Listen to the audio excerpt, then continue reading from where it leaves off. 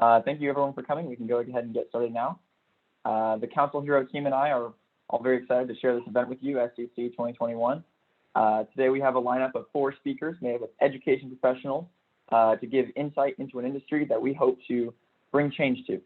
We are also excited to be doing this during National School Counseling Week, and we at CounselHero have made it our mission to support school counselors and give them the tools they need to help their students succeed. Our opening words will be coming from the CEO of CounselHero, so please give your full attention now to Enna. Welcome everyone. Welcome to School Counseling Convention of 2021. This is our first event for National School Counseling Week, and we believe we will organize this event for upcoming years. First, let me introduce myself. My name is Enna. I am co-founder and CEO of CounselHero. I myself am not an educator, but I am an education volunteer. I volunteer for a nonprofit here in San Francisco Bay Area, and I'm mentoring high school students. And I am mentoring high school students for a nonprofit, and this is mostly based on their moral values and, of course, their academic success. During this volunteering, I noticed that lots of the students are not aware of which career path to follow, even if there are lots of tools available out there, and they don't know which steps to take for different career paths, what to do during their high school life. The primary resource for them is their counselors, but since counselors has lots of caseload and they don't have like enough time to handle all of their students, they're like, while they're being the primary resource, they're not able to like handle all of their students. So that was the main problem, and based on this problem, students are not counselors are not having enough time, and students cannot find enough information to learn about available opportunities for their career, and there is being not enough guidance. So as a solution to this problem, with CounselHero team, we built an automated academic and interactive online environment where we can drive all our students for the right career path for their life, and they can understand the necessary steps for this specific career. So we start with different assessment tests. We try to show the students different aspects, different qualities of them, and we show them different career options based on the results. And we show them the necessary steps to take for specific career paths. So this is generally how the system works. We have different assessments, so we try to understand personal interest, vocational interest, ability of the student, value profile, and of course their skills. And based on the results of their assessment test, we show them information about occupations, about different majors and universities, so that they can understand which career path they can follow. One little information here can be like, some students might not be interested in going to university, or financially, or like with their background, they might not be interested in going to university. We also provide them other alternatives, alternative career paths that they can follow. And as a last step, we show them related steps with preferred career options. So which courses that they need to take, what ACT scores that they need to follow for a specific career path, for which university and major, which courses that they need to take, we help them to figure out. And other than these, for our counselors, we have multiple features. We have the online environment to engage with all students. Our counselors can remind their students about important deadlines. And also, we know there are lots of events that are being organized for counseling activities about different universities, occupations, and other like social emotional learning. Counselors can announce and distribute these events from our platform. And as a cloud environment, they can share necessary and important files and documents with their students. So we dream about an environment where each student can find necessary steps, can find the information, can find the answers to their questions without the need for a human being. So that's why we call it the automated school counselors, CounselHero. We don't want to take like anyone's job. We just would like to help provide an environment for counselors to like help their students, and with the time they're being relieved with this function, they can focus more on the social emotional learning and the problems of their students. So we are as you might see, we are organizing a lot of events like this, and this will continue. We are building a community here. It's an online community, and with the help of Zoom and other online environments, social media, this community does not have boundaries. So you can be a part of our events all the time. They are and they will be all free for the future. And other than this, we are a young team. Right now, we are 11 people. We are looking for guidance from the professionals. We are looking for mentoring. We are looking for experienced people who can help us to build this, to improve our product. And other than this, if you are a school official, if you're a school counselor, that might try what we are doing, that might be interested in our product, using our product, you can go to our website, counselhero.com, and like learn more about our product, and also like sign up for a demo there. Thank you for being here. Thank you for your patience. And I would like to give the mic to Xavier, and I'm really thrilled to listen our speakers, and thanks for being here. All right. Thank you so much, Enes. We're going to go ahead and start introducing our first speaker, is Miss Jenay Enna. I just also wanted to mention that you can follow this event on Twitter at CounselHero, and we also have our own hashtag. So please, if you're going to tweet about the event, make sure to hashtag it SCC2021. Okay, now we have Jenay Enna, principal at Sakamoto Elementary in San Jose, California. Enna has over 20 years of experience in education.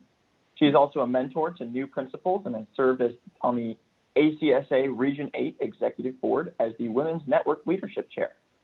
Just this year, she was also honored with the 2020 ACSA Region 8 Elementary of the Year Award. Graduating from UCLA with a BA in World Arts and Cultures, and then from San Jose State with a Master's in Educational Leadership, Enna then worked her way up from a teacher in the Los Angeles Unified School District to various roles within Oak Grove School District. She is also the founder of theprincipalsupport.com, where she continues mentoring school leaders and creates thoughtful blog posts to support educators. To accompany our speakers, we have prepared a Google Drive file also that contains materials and slides, so you can follow along, and I am putting that in the chat right now. Jenna has her own slides and also some of the materials on that Google Drive file, so go ahead and check that out. And here to give her talk now, which is called Staff Meetings That Sell, Creating Dynamic Presentations for School Staff and Colleagues. Please now give your full attention to Jenay Enna. All right, thank you so much for that introduction, full introduction of my career, Xavier. I really appreciate it. I'd like to share my screen here. There we go. All right, so now you're looking at, there we go. All right, well, thank you so much for being here with me today. It's really nice to be part of this event. Today I'm going to be presenting on staff meetings. And what does this have to do with counselors or school counseling? This is really part of, staff meetings are part of school culture and organizational culture. And so I'm going to tell you a little bit about that and how to create dynamic experiences for your staff that will permeate your school culture. So just a little bit about me outside of what Xavier mentioned, I am an elementary school principal. This is my 9th year as a principal in my district. And prior to that, I was a district administrator and a teacher. And I started teaching in LA Unified before I came to San Jose, and I've been with Oak Grove School District for 15 years. So in August, I started a blog that you can find at theprincipalsupport.com. It's mostly from my personal experience, and that's what I write from, and that's what I coach from as well. I coach school leaders, and mainly through an online course that just launched last month. It's called Principal SOS, and I'm actually considering changing the name to School Leader SOS because it's really for more than just principals. And there's 3 main topics covered: systems for productivity, organizational culture, and sustainability in the job, because we all know that school leadership is a tough job. But today the focus will be some of the content that I've created for our organizational culture module. And just a fun fact, so you know, that I share a birthday with the late Rosa Parks. And I thought you should know that because our birthdays were yesterday. And that's why I have my balloons here. You can see in the background in my beautiful office. Don't hate, it is original cabinetry. And so I'm here at school. We do not have students on campus, so I feel pretty safe in committing to a daytime webinar without interruption. Otherwise, I don't know if I could do it from my campus, right? Okay, so also that's my Bitmoji for this month, because Valentine's Day is coming up, and if you may know the reference. This is a reference from a famous 80s movie. So I just want to see who's here with us today. If you want to share with me in the chat, introduce yourself, what's your role, and you can list your birthday buddy or your favorite 80s movie. So go ahead and put that in the chat so we can see. All right, there we go. I'm in presentation mode. I've actually, yeah, so I'm not able to see much of the chat. Just kind of what floats up, but awesome. There we go. All right. Thank you. Thank you for the birthday wishes. I really appreciate it. Okay, cool. So we've got an international audience. We've got lots of folks here. Very cool. Thank you. Thank you for sharing. All right. So we're going to move on. I just want to say that once again, I think that school culture really depends on the adult culture. We want students to walk into our campus or log in these days online to their classrooms and to school, and we want them to feel valued and we want them to feel cared for. And that culture of students feeling valued, cared for, and knowing that they can achieve and succeed and that the adults are alongside them really is part of a bigger school culture that depends on the culture of adults. And if you want to know what the culture of a school is, hold a staff meeting. If you want to know what the culture of a district is, hold a meeting with district folks. Because how people show up in that meeting is kind of how they're showing up for work. And there's nothing worse than planning an interactive, dynamic meeting only to have it fall flat.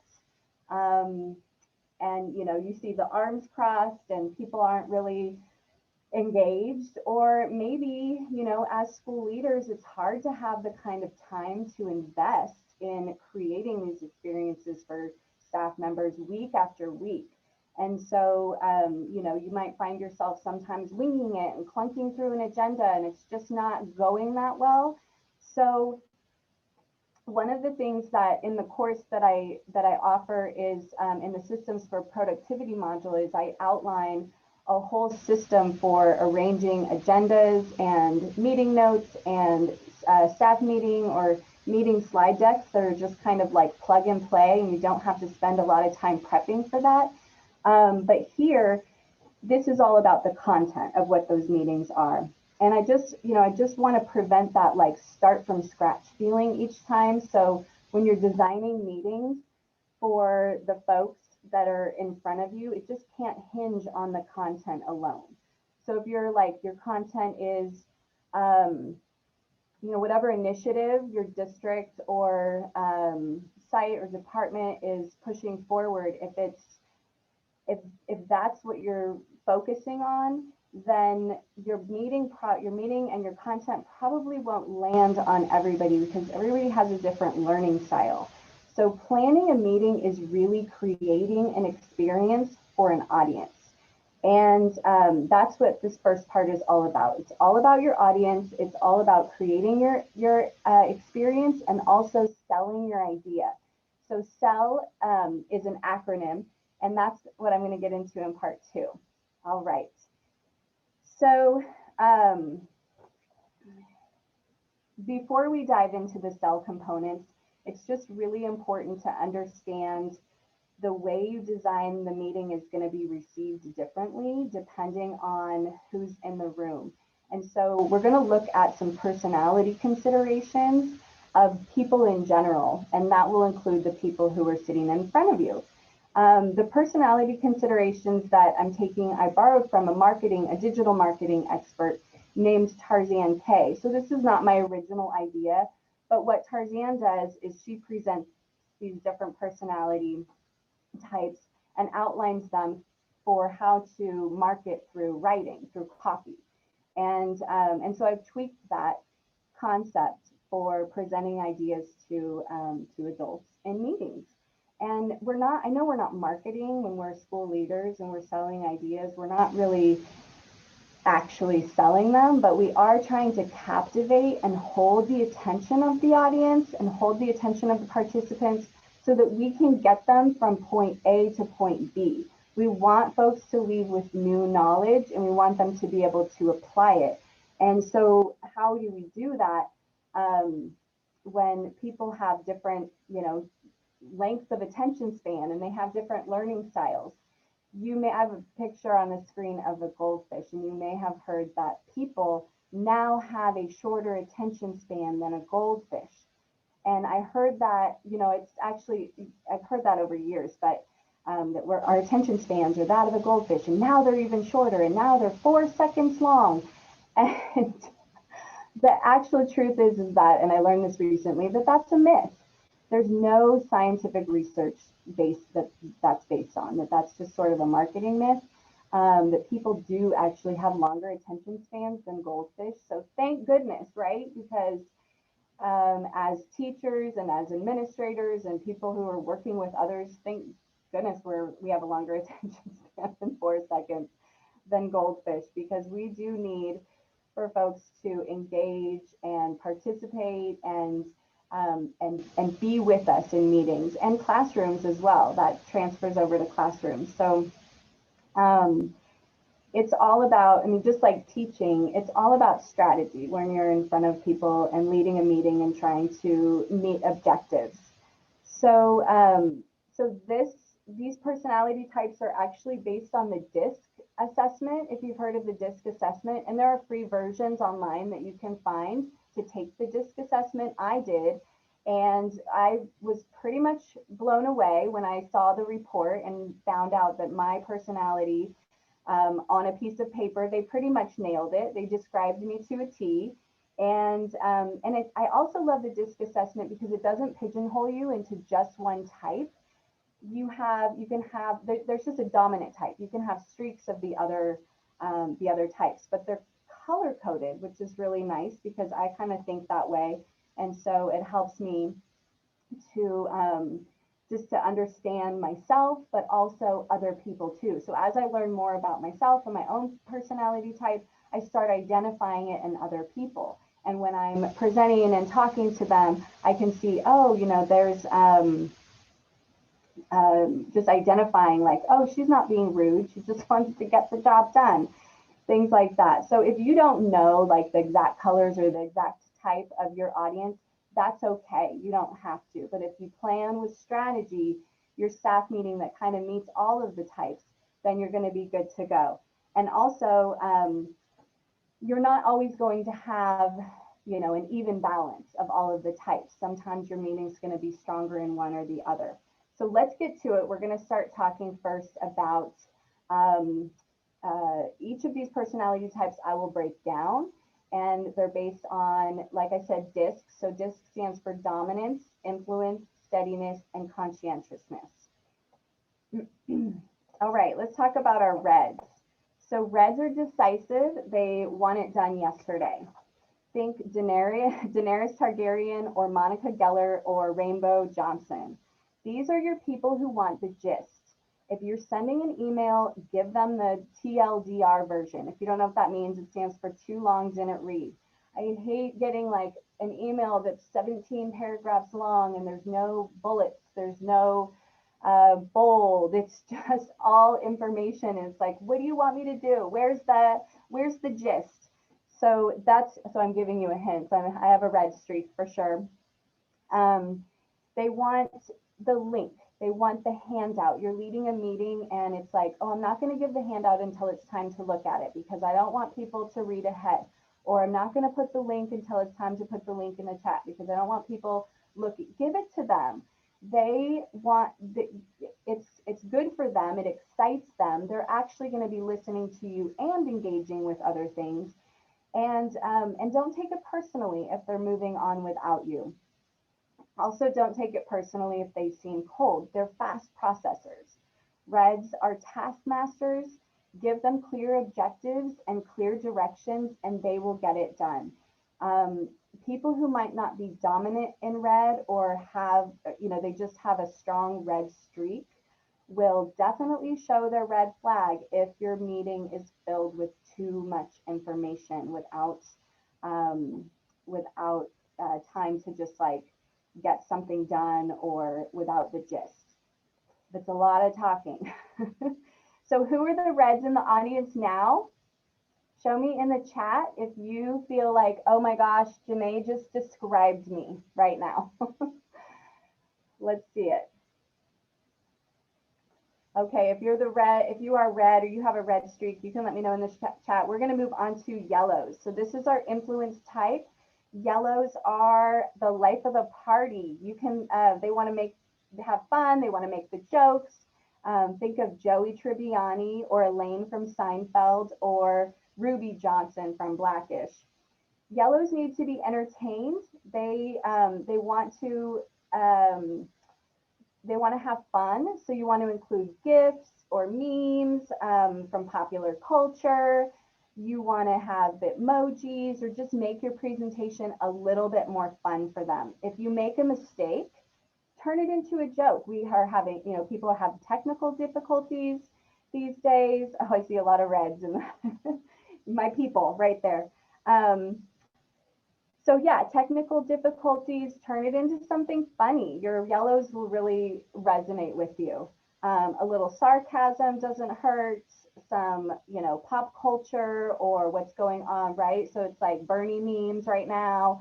Or in the last couple of weeks, that would have been a good thing to kind of pop into your staff meeting presentation. If your meeting or your presentation is super polished, then your yellows are going to kind of check out. So it's very formal. Your yellows are like, they're looking around, they're fidgeting, they want to have fun. Yellows, however, are not the best at accountability. So they need a lot of reminders. They're not always on top of it. And it's not because they don't want to be, they need reminders. So if before your staff meeting, right before it starts, you can send the agenda one more time and send the link or whatever it is. Don't forget, and they'll be there on time. And definitely, if you have a system in place where your staff meeting, if you have a drive where your staff meeting agendas always are and your slide decks always are and they always know where to go, then that's even better for yellows. So are you a yellow? Did I just describe you? You can put that in the chat so we can see who are our yellows in the room, who's the life of the party. And we're going to move on to the next color is greens. Greens are the steadiness types. These are folks who have big hearts and are emotionally driven. So you think Phoebe. Phoebe's kind of yellow too, but she's green. And Jon Snow, just really caring about other people. Greens seek harmony and connection. So they want to hear the stories, the anecdotes, heartfelt YouTube videos to drive your point home. Those work really well for greens. Greens relate to authenticity. So as a presenter, if you're sharing something personal, the greens are really going to relate to you. In your meeting, use strong visuals and warm language for greens, because greens will really start to come out of their shell a little bit, and they want to take care of you and you want to take care of them. So do we have any greens with us today? If I just described you, greens, you might be missing like the story element in today's presentation. I just have a few little anecdotes I throw in there, but sorry, I didn't create this one intentionally for greens. All right, finally, so do we have green? Yes, I have a few greens out there, yay. I love stories too. Most people do. Most people have that in there, like a little bit of green streak in them. Yes, greens with some yellow and red. You're like, that's me, that's me. All right, blues are our conscientious types, very detail oriented. Lisa Simpson is a blue, and Ross Geller, and also Junior Johnson. They soak up what you have to say and they will find any gaps. So blues are very analytical and procedural. If you want a thought partner for your meeting or your presentation ahead of time, share it with a blue, because they will help you improve it. They're going to find where the gaps are and help you figure out what needs to be in there. Blues are like the type who will read the frequently asked questions in their entirety. They want like everything, all the notes written up. They'll click on all the links, they'll read everything, and they want to know the research behind the material. So I'm not a blue. I have a little bit of blue in me. Like when I went down the rabbit hole. My blue streak is like when I go in the rabbit hole on the internet, right? I'm like, oh, goldfish, goldfish attention span, human attention span, and I go down this rabbit hole and I find the myth buster. And so that's my blue streak right there. But in meetings, I'm kind of like, okay, I'm more red. Let's get to it. Let's get to work. So, so blues, who's blue? Who are my nerds out there? Oh, I'm just kidding. I would never call you a nerd. But we do, the blue streaks are like, let's go down the rabbit hole. Let's find all the info. All right. Okay, so knowing how to play to the all of the 4 colors when you're creating a staff meeting will also help you to know what to expect during the meeting, and help you present.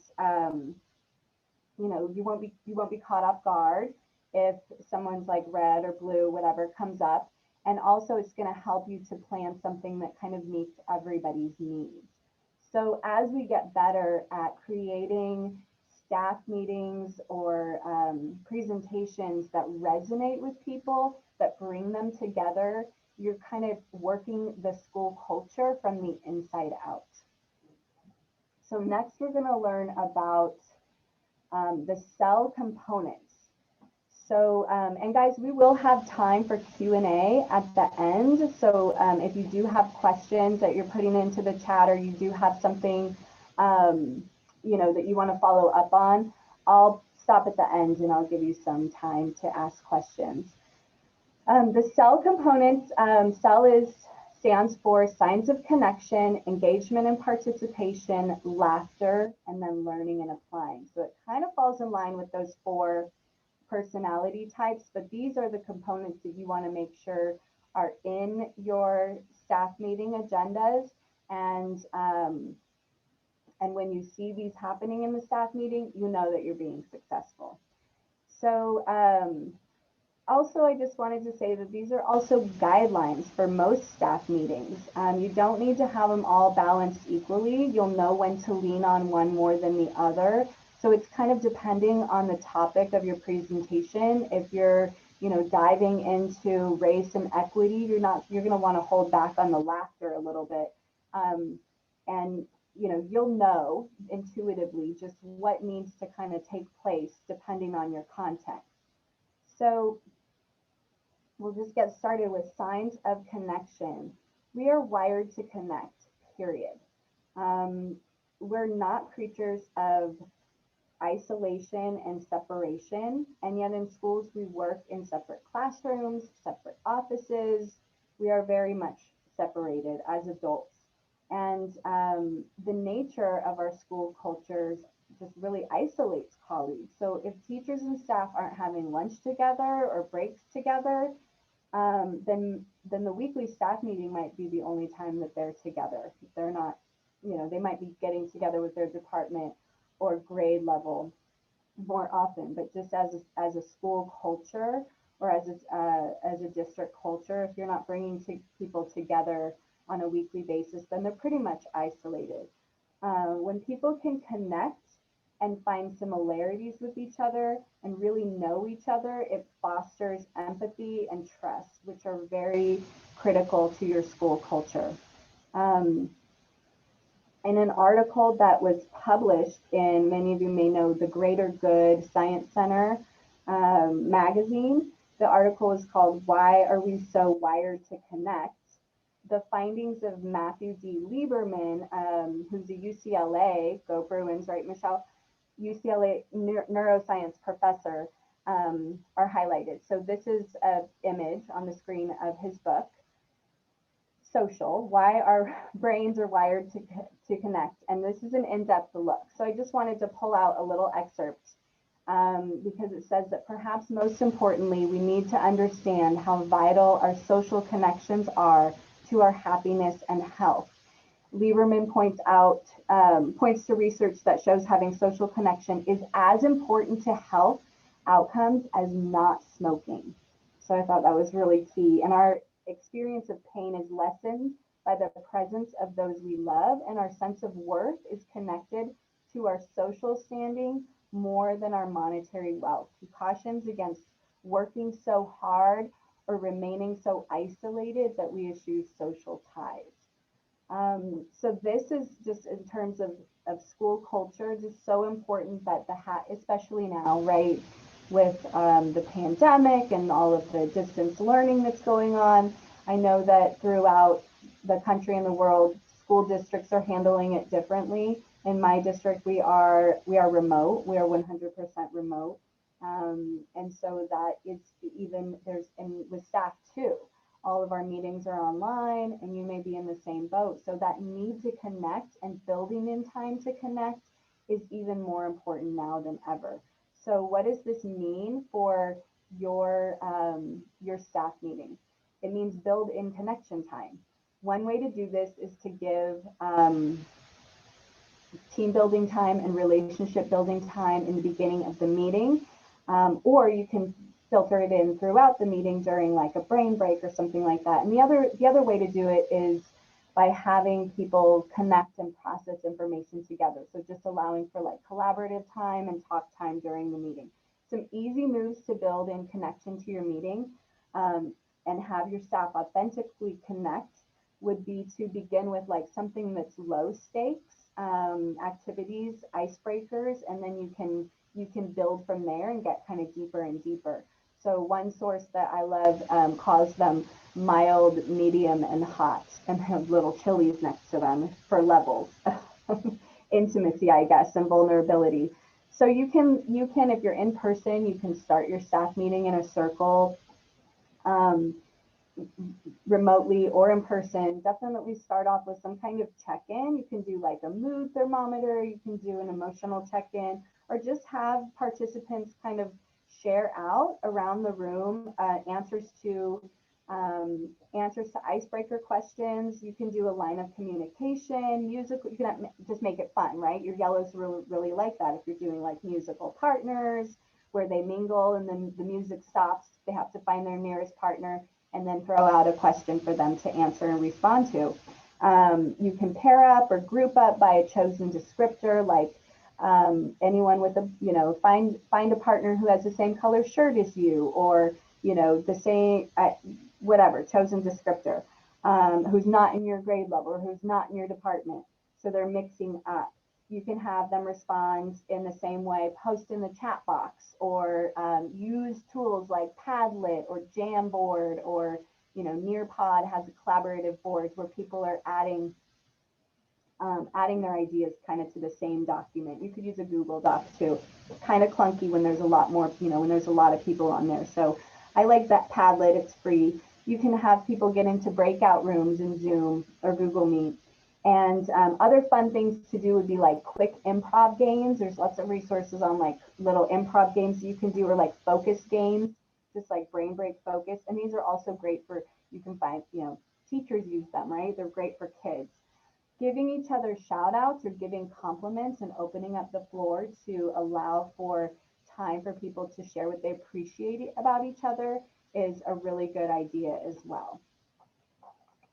All right, so how are we doing on time? I think good, because we started a little early. So the other thing that you want to make sure you include and you want to look for is engagement and participation.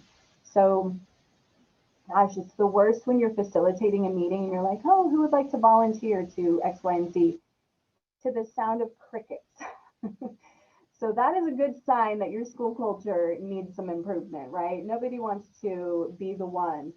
So it's the worst. How do you know that your audience is engaged? They are, they're leaning in, they're ready to go, they're ready to ask questions, they're ready to volunteer, they want to get to work, they're participating. They're not afraid to ask questions. They don't, they're not, you could see, like sometimes I'm in a meeting and then people are like, it's like your phone's on the camera, put it down, right? So texting when you're with each other, kind of having a back channel communication going while you're trying to lead a meeting. Those are all signs that like the culture really, the meeting's either going south or the culture is needing some improvement, has some gaps.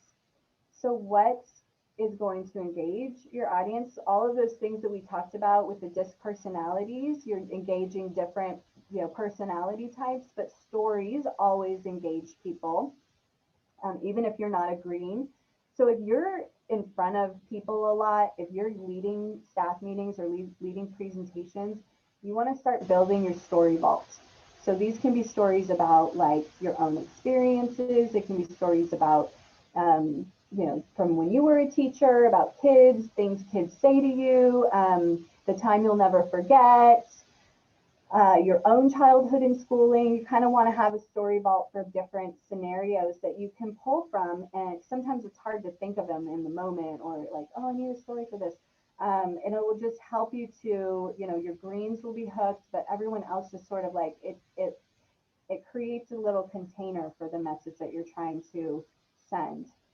Give your audience opportunities to participate meaningfully. So ask them questions and get them talking or responding in the chat. Using those collaborative boards, you can play games like Kahoot or some kind of quiz, and that'll capture your yellows too. And switch it up. Don't use the same strategy every time. Use different strategies, and that'll keep them engaged. Kind of keeps them guessing, right? So you're like, oh, another Kahoot quiz. It's like the same thing every week. No, you want to switch it up. And another thing to switch up, and I'm just like realizing it right now because I'm a fast talker, is you want to switch up your speech cadence sometimes. So sometimes you want to be, you have to present a lot of material, and you want to say, guess what?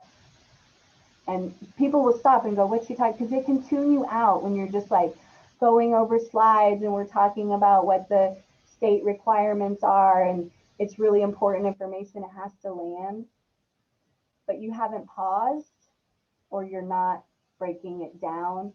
They're going to tune you out. So you have to change up your speech cadence a little bit sometimes. And that's just something to kind of keep in the back of your mind.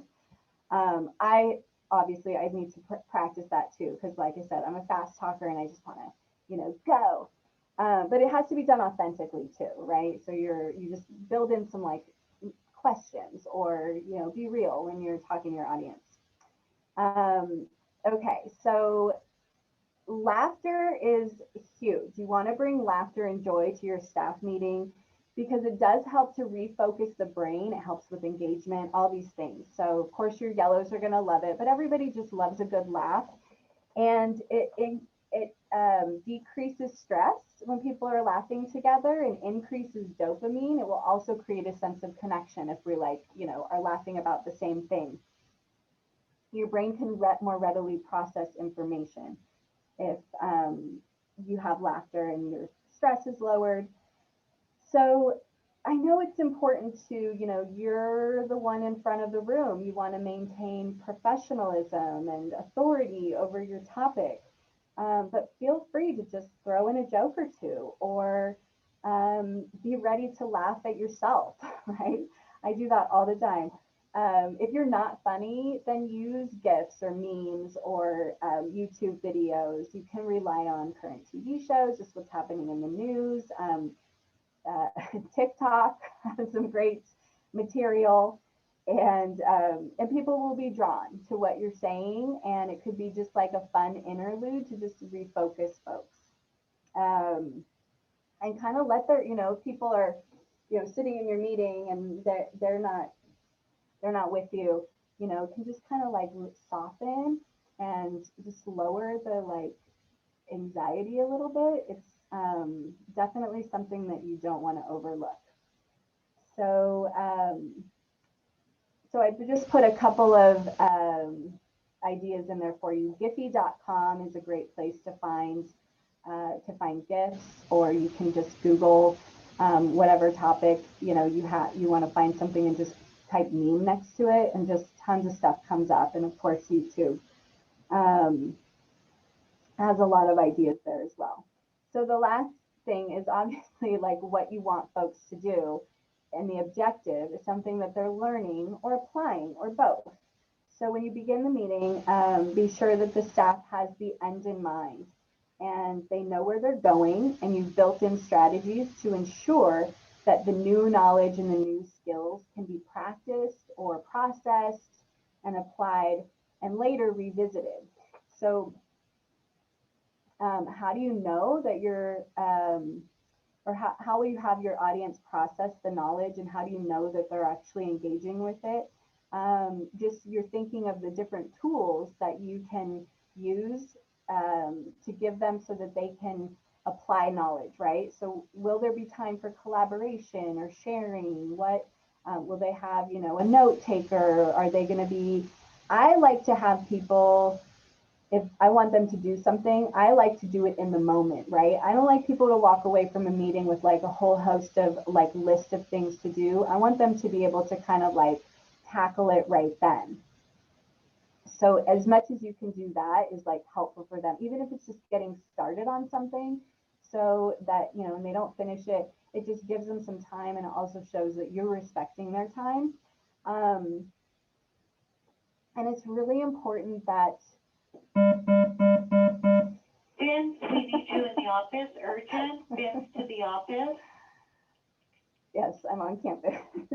And that's our custodian. So I don't know what urgent is happening, but it definitely doesn't have to do with a student. So I don't have to go. But that's funny. So what you want it, so where was I? When you're planning your calendar for the year of meeting topics, of course, things are going to come up that you don't anticipate. But if you're presenting an idea or an initiative, I kind of think of the rule of 3.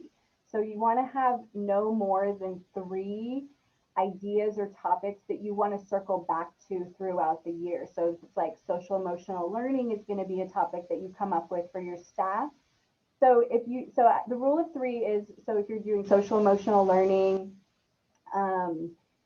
social justice, and then like math strategies or something, those would be the 3 to focus on. It's not saying that you can't add anything else in, but you don't want to overload people with it's initiative overload. It's too much information, every meeting something different, and then circle back to a topic at least 3 times. So you're providing some continuity and some consistency of the learning topic. Thank you. You can hear me. I love it. Okay. So remember, you have staff members who want to dive in right away with content or tasks or whatever you're presenting. They don't want to sit through like overly structured or like too many protocols. They kind of want to get started. So you have to honor that and mix it up a little bit. Protocols are important and they're a good way to, introduce and process new knowledge or ensure that there's equity of voice. But for some folks, it's like too much, right? So you want to make sure that you have a balance. And then also, your blues are going to want time with the content, or maybe they need like the research behind it. So you have links or you have just additional information, like where can you go to learn more? And that's going to be for your blues. Your agenda will favor, one type over the other, just kind of depending on how you craft it, but definitely be sure to mix it up. And like I said, if you don't know your audience, you just kind of have to take a stab in the dark. But as you work with people consistently and you're building a culture around your school, your district, or your department, you are getting to know people a little bit better, and then you can start kind of finding out their personalities. Another thing you could do is you could have everybody take the assessment, and you could collect the data, and then you could kind of know. I haven't done that with my staff. We did an Enneagram assessment one time, and that was pretty fun. It was just kind of for fun, really, because they didn't do it online. They just kind of read about it and picked what was the one that resonated for them. So that's another way to do it. It's just kind of like you did here, like, oh, that's me, I'm a red. If you take the assessment, it gives you a little bit more information. So we're putting it all together now that we've covered how to reach different personality types and the 4 essential components that you need to include to make your meetings land with your audience. You're ready to put them together.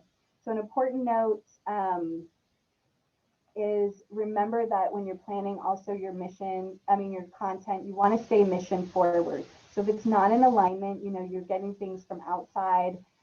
People want like time at your staff meeting. If it's not aligned with your mission and your vision of your school or organization, then don't bring it to the staff meeting. Maybe there's you can do a voluntary thing, or put it in a memo, but definitely protect that time together because you don't have that much time together. And it really is, like I said, it's helping to build and change your school culture for the better. And then give yourself time to reflect on your current school culture. You want to kind of take some time to think about where it is right now and where you want to go. And also, do evaluations at the end of your staff meeting. You can just be like 3 simple questions. Did you feel seen and heard? Were you able to meet the objectives?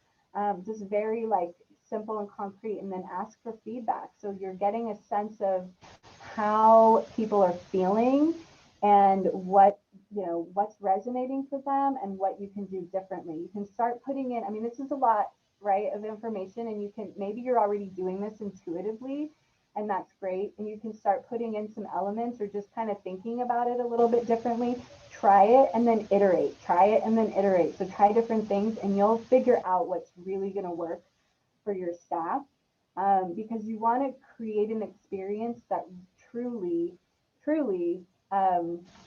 speaks to everyone and that sells. So if we're going to open it up for Q&A, but I wanted to, if you downloaded the slides, there's a PDF with all the slides. You have this.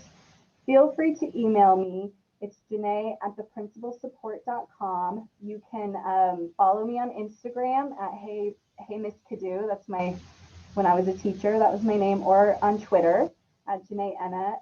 If you want, there's a link there to join the course. So that's systems for productivity, like all the being productive and maximizing your time. Organizational culture and sustainability are all kind of encompassed on this course. You can read my blog. I just started in August, so I don't have a ton of posts on there yet, but every month coming out with something new. And that is www.theprincipalsupport.com. I have an email community. that you can opt in on the website. And if you want to see and get a template of my to-do list, it's free. And you can, there's a link there for you as well. So lots of ways to kind of learn more and dive in. And I'll open it up for Q&A.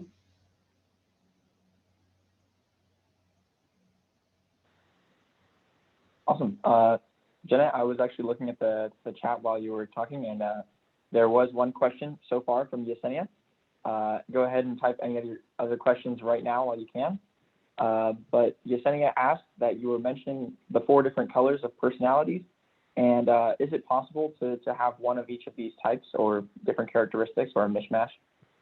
Yes, it is. So if you're like, that's me and that's me, and it's kind of like, you know, you might have different, you might show up differently in different settings, right? So maybe at work, you're not as like, you know, yellow, right? Because you're a professional and you want to, you know, but at home with your family, you definitely are the life of the party and you want to goof around.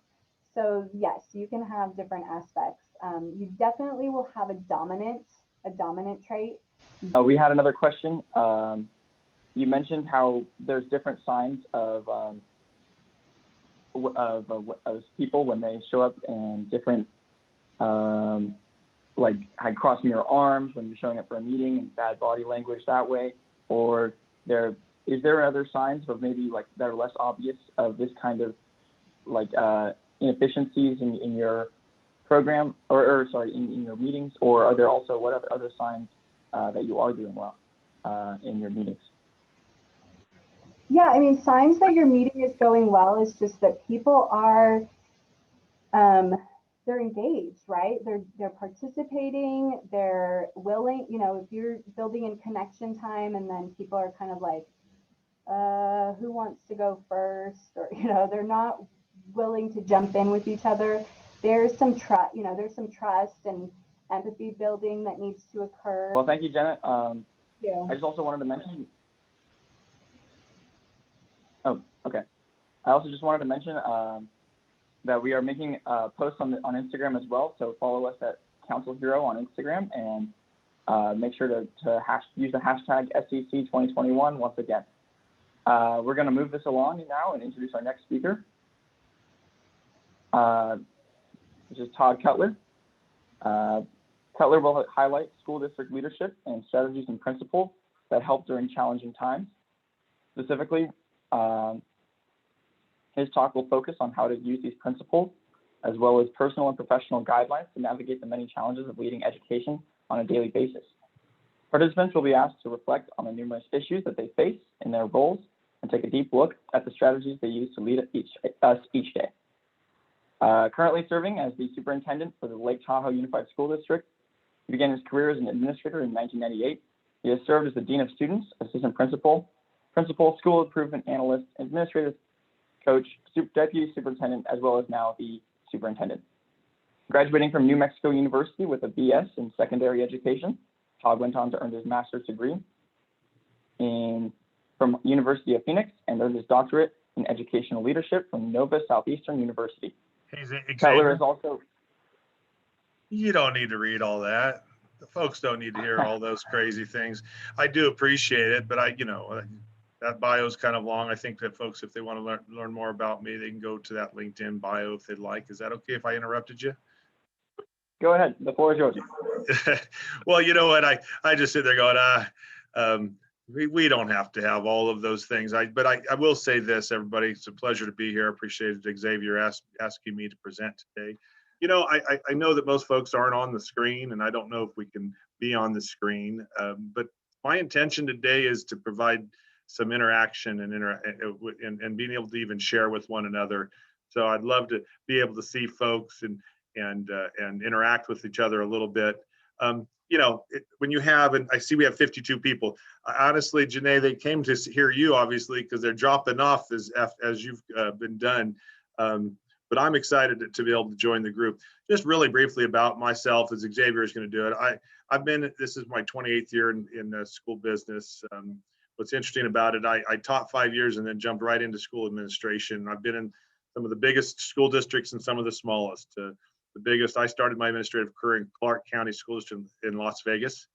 you know, 315,000 students. And I actually served as a high school principal for a high school of 150. And if you know Nevada at all, Virginia City, if everybody's ever been to Reno, then up the mountain to Virginia City, my first high school principalship was there. I'm currently so thrilled to be the superintendent of Lake Tahoe Unified School District. So if you've been in Lake Tahoe, South Lake Tahoe specifically, then you know where I'm coming from today. It's funny, some people were saying something about my outfit today. Well, we had this snowstorm, very large snowstorm last week, and had to be bundled up. And we're expected 50-degree temperatures this weekend. So I'm like, you know, it's spring. I'm putting my Easter best on today for all of you. So, but my wife teased me, and just to say this to you, I went in, I said, okay, how do I look today? And she said, well, you're supposed to be wearing red. I said, well, nobody told me I was supposed to be wearing red today. So I guess today's a day of red for some cancer awareness. So I apologize to everybody that I'm not wearing red. You know, so again, the focus today is guiding principals and leading schools. And really it's meant to be an interactive process today to talk about some of the challenges we face, and then how do we guide our work. And so I hope that this is going to be beneficial for you. I'm going to go ahead and share my screen, but I might come in and out of sharing my screen. I'm going to ask you to you know, if you have pencil paper, grab some pencil and paper so that you're ready to jot down some things that I might ask you to consider and think about. All right, so let me go to share screen here for a moment. So guiding principals and leading schools, okay? Here we go. So you know what? I wanted to let everybody know one thing I do, and otherwise, this is great. I so appreciate being able to come speak with counselors and folks that do the work. I do so much. I do a lot of talking and speaking with leaders, school leaders. One of the things I do is I want to just establish some assumptions that we make together and when we work together, and one of the first assumptions is when we look internally to ourselves, I can make a difference. My school or district can be more effective because of my efforts. And a lot of times folks feel, no matter what their role in, is that, you know, I don't have that effort, that impact. And actually every one of us as individuals have that level of impact. And so as we move through the presentation today is really saying, hey, I can make a difference. And as my efforts will impact the organization. My improvement is key to building a successful school and district. So then also I have to focus on my continuous improvement. And then my improved performance and growth will have a significant impact on my school district success. One of the things that I'd want to share with you, and you know, there's the saying, there's no I in team. I really don't necessarily agree with that. There is an I in team, and it's you.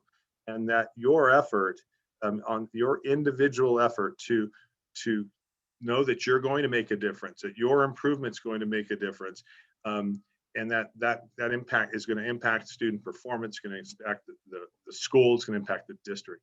Each individual taking that right approach. So I really wanted to share that to start with you today, because that's where I focus from. My leadership and my folks in the district, I presented to our entire district in August, and I start with this.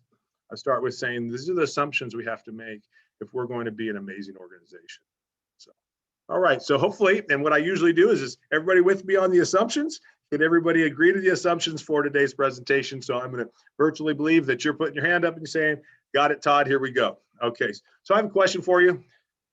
How are you doing? And really, it's how are you doing today? How are things moving along for you? You feeling good? You know, how's your mental state? And I ask you the question, and one of the things that why is important to me, and I ask educators all the time this question, but here's the thing to think about. We interact with kids every day. And you know what? Sometimes when I ask the question, how are you doing? Some folks really want to tell you. And they'll tell you, you know what? The dog ate this, the cat did that, the wife or the husband did this. We go down this path of telling people and even telling our students the struggles of our day. And I'd say, and the answer I have here next is one of those guiding principles that I operate on every day, is that, you know what, no matter what's happening in my life, no matter, even if somebody in my work world is creating tension or stress for me, when anybody asks me how I'm doing, and I'm gonna challenge you to think about this, is, you know how I answer it? I'm unbelievable. I'm unbelievable. And actually, you know how I do it? I go, I'm unbelievable. It's amazing, right? Yes. And what's interesting, in every organization, and I've been doing unbelievable for well over 20 years as a school leader. When I ask that question, you know, how are you doing? And you hear, oh, I'm good, or I'm fine. Great, thanks. You know, there's the inconsistencies. And so I say, hey, if you're unbelievable, you can be unbelievably good. I really want to share that and when I walk in the door and people ask me, hey, Todd, how you doing? I'm like, I'm unbelievable. How are you today? And it makes people laugh. It gives some lightheartedness to the environment. And when students ask, hey, Dr. Cutler, how are you? I'm unbelievable. And you know what? If something didn't happen right, or matter of fact, if a board member was on my case and making it a tough day for me, you know what? It's okay. It's unbelievable. So just be thinking about that. So this next component, why is my screen not moving on? Okay, we'll try to keep this figured out. I want you to do something for me. I want jot down the answers to the following questions. If you'll take out a pencil, paper, and matter of fact, if you're open to when I ask, if you'll share in the chat, that'd be great as well. Because well, you know, I'm going to kind of come out of the share, and we'll maybe even have a conversation if possible. Some people want to share. Jot down the answers to the following questions. When you think about your district, organization, your school, what makes you proud or excited about the work? You know, and then come up with 3 or 4 things. You know, when I think about the Lake Tahoe Unified School District, I get really excited that we serve a diverse population that most folks don't necessarily know that. And you know, and that diverse population really needs us to be able to meet their differing needs. It's exciting work to think about. We've got a very committed staff, but you know what? We got some culture to build in this, and that's exciting to me. So when you think about your district organization, what makes you proud or excited about the work? Hopefully you have a few things jotted. I'm going to actually just be quiet for a second on that question so I don't interrupt. Now, if you've got some answers to that, I want you to think about the next question. What are the challenges or obstacles you face in your work to accomplish student support in your district organization or your school? What are those obstacles that frustrate you when you're trying to get something done and there's the obstacle? You know what? I mean, it can be anything from a differing opinion with the supervisor boss. It could be budgetary issues. It can be challenging staff. It can be, you know, what is it? What are those things that make it hard or challenging for you? And I really want us to be thinking about that. So I'm going to stop sharing for just a second. And the reason why I want to do that is in case anybody wants to come off screen and really think about the first question. Let's just think about the first question for a minute. And does anybody that's out there want to share when you think about your organization? And you can do it, put it in the chat. And by the way, I haven't been following the chat. So I'd ask you, Xavier, if I'm missing something in the chat, let me know. I would love for you to be sharing with each other on this. When you think about your school, your district, your organization, what makes you proud or excited about the work? Anybody willing to come off? And Jenay, can I pick on you since I see you? Is there something you'd share? Well, I'm just really proud of shared leadership. So in my building, it's like if I'm here or not, then there's leaders, teacher leaders, and people are doing the work. And I think as a district, we also have a great shared leadership culture. Lots of people doing amazing things and sharing ideas. Jenay, thank you so much for participating like that. You know, that shared leadership, it really brings that collaborative spirit to an organization. Just get you really excited about that. And when we think about working for kids and we think about adults really caring about it, you know, you need to be able to bring people together through that. So thank you so much. Anybody else out there, and I'm not going to force anybody, but I would just love to hear from someone. I think it's just a great start for us to think about, you know, when we think about our district organization, our school, what makes us proud? You know, start there when you're thinking about things. Well, if there's nobody else that wants to jump in, I'm going to give you 5 seconds. 5. Jump in if you'd like. 4, 3, 2. All right. I'm going to go back to sharing again. And I want you to hold thoughts. And Jenay, I may pick on you again. I really appreciate it because I can see it and you've been presenting. But we'll talk about sharing what are the challenges and obstacles we face in our work, and especially in supporting students in just a little bit, but we'll come back to that, okay? But what I really want to jump into is what are some characteristics of organizations that that are successful, schools, organizations, districts. And you know what? Strong leadership, shared mission, vision, values, and goals. You know, and when you have that alignment of those missions, visions, and values and goals, we can really do a lot. Opportunities to collaborate and be heard. And I really think that's, when Jenay talked about shared leadership, those opportunities to hear folks, to really think about what people are, can share with us. And that really brings in that shared expertise. One of the things that I had a superintendent, and I use this from a superintendent of my past, is that, you know, we're bright individually, but we're brilliant collectively. And so we have to bring that collective brilliance. You know, and in education, so many folks are so highly educated. I mean, many of us have those master's and doctorate degrees, but you know, everybody pretty, especially in the certificated component of our work, they have bachelor's or more, right? So it's a highly educated workforce. Commitment to continuous improvement, always focusing on that. Something's not just good enough, right? I always like, it's not good enough, it's the good enough. Yeah, that's good enough. No, we're continued to commit, results oriented, and that we build trust and loyalty within ourselves. And you know, but there are things that, you know, stop us. There are things that stop us that we have to consider. So what does stop us? Not clearly identifying the things that matter the most. And by the way, I'm going to do a talk next week that I'll hit on briefly. I'm going to really talk about what really matters most in as we lead and work with students in schools. So talk about that. I got to just get this thing moving. Focusing on all the stuff that doesn't really matter. We spend a lot of time and a lot of effort on stuff that really doesn't have impact on our organization. And so we got to clear some of that up. That's just how it is around here. So have you ever heard that? Hey, that's just how it is. And by the way, I really get frustrated when I hear folks say, well, that's just parents. Well, whoa, wait a minute. Or that's just that situation. You know, let's dive in deeper and not just make that. That's just how we do it around here. It's always been done this way. This too shall pass. You know what? And that's like something, a new leader comes in and this will pass. Or some new program or some new idea that people get negative about. No, you know what, let's think about it. Lack of teamwork and collaboration, going back to that comment that Jenay talked about. And I like this one a lot because everybody said, well, we just don't have the money.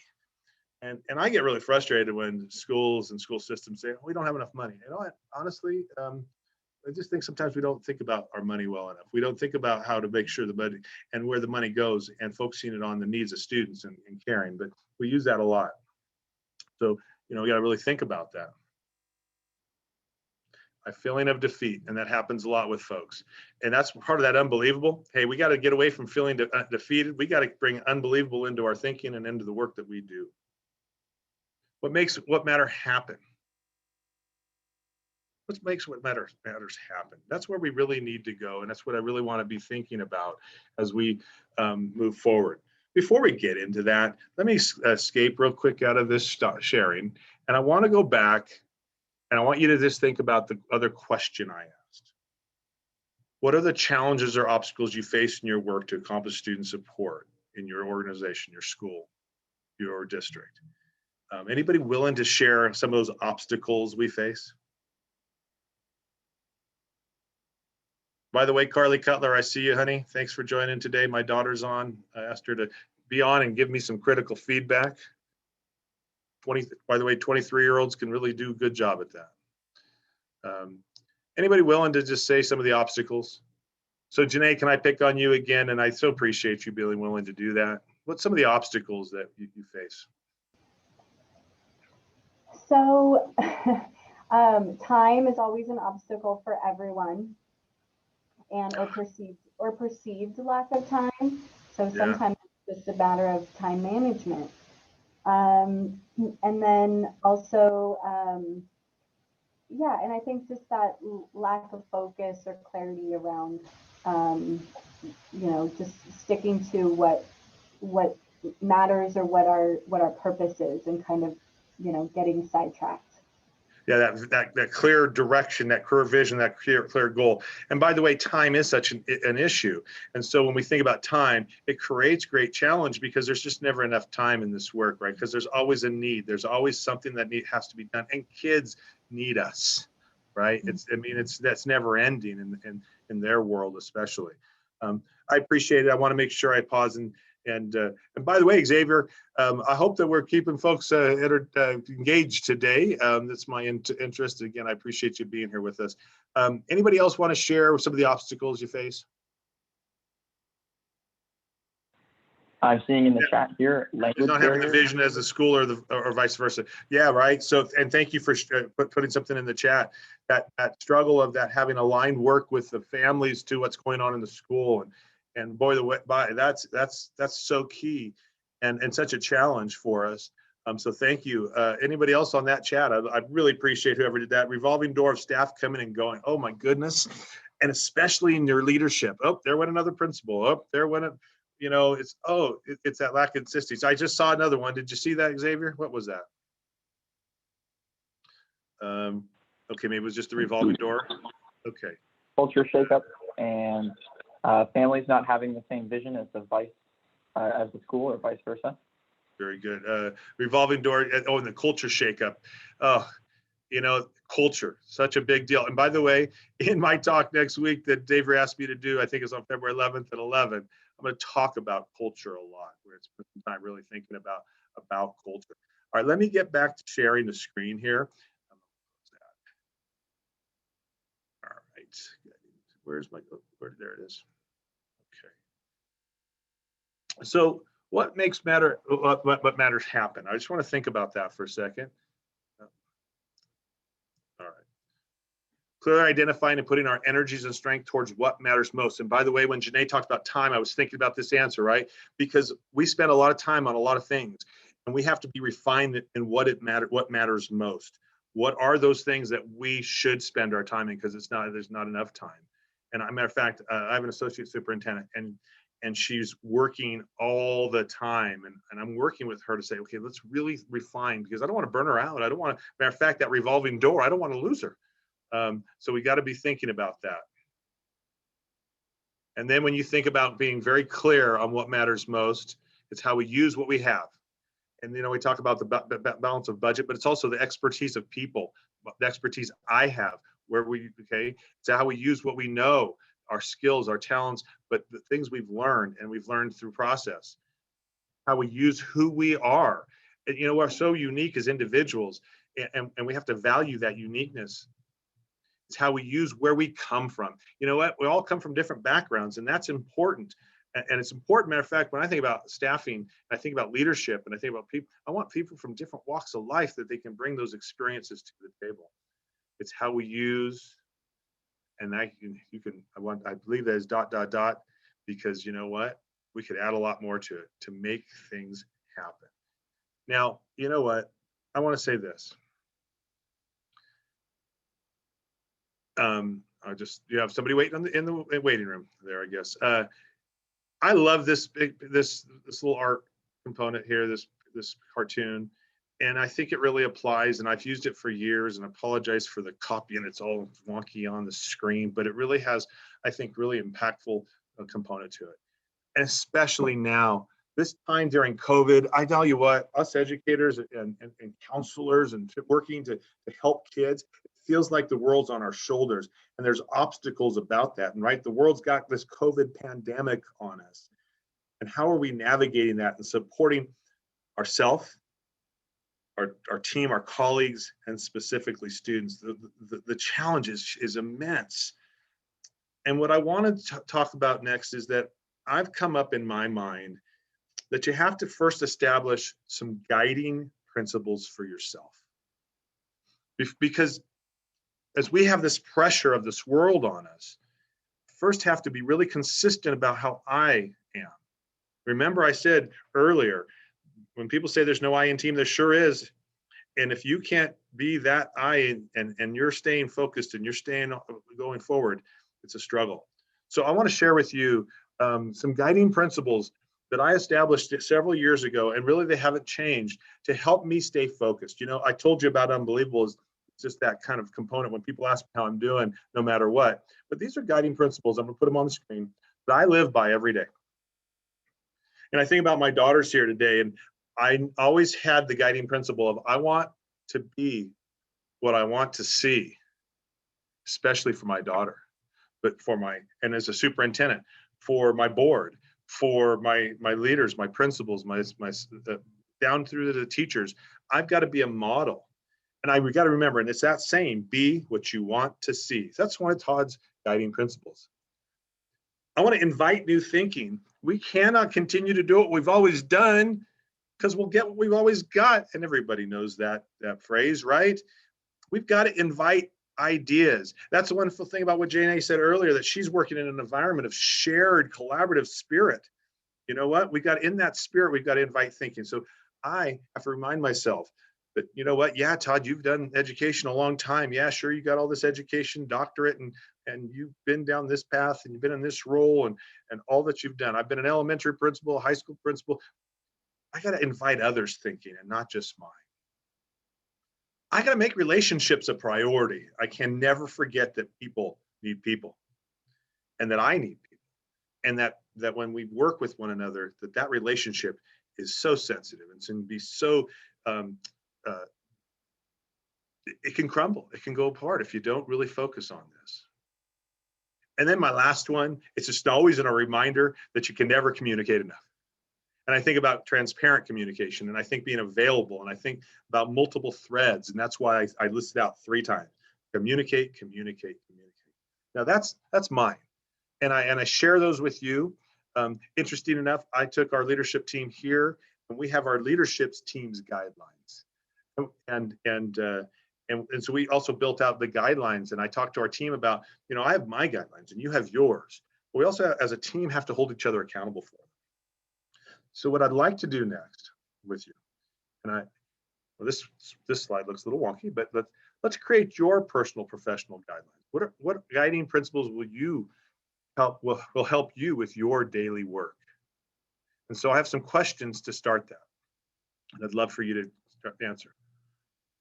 First of all, when you're thinking about your counsel, what advice would you give to a counselor that is just starting today? I think when we start to build our guidelines, that's a nice way to start thinking. When you were to sit down with somebody and you say, these are the things you've got to think about. Here's some guidance I have for you. What might that be?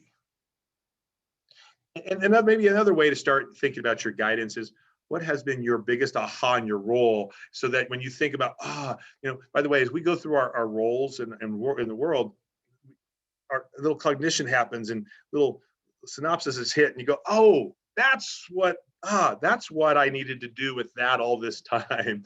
It didn't connect for me. But now that you've got the experience, I use those just as a couple questions to help you think about your guidelines.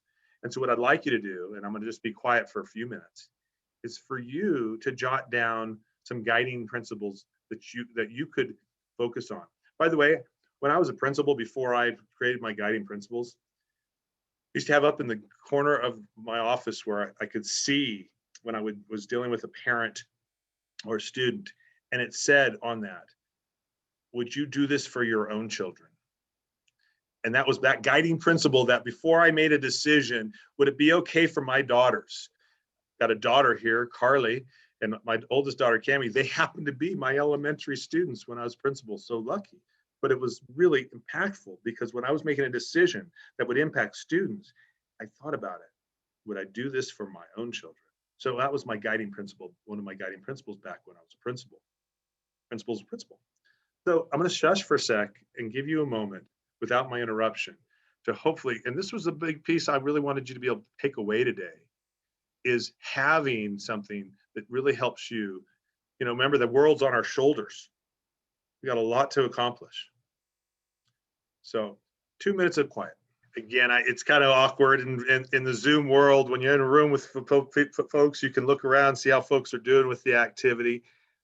If you don't finish this today, which obviously just a couple minutes might not give you that think time to really create it.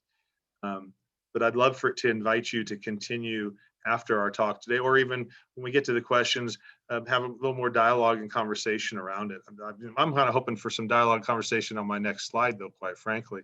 So, so I want you to think about is what will be the result in your work and specifically the impact on students with you living your new guiding principles?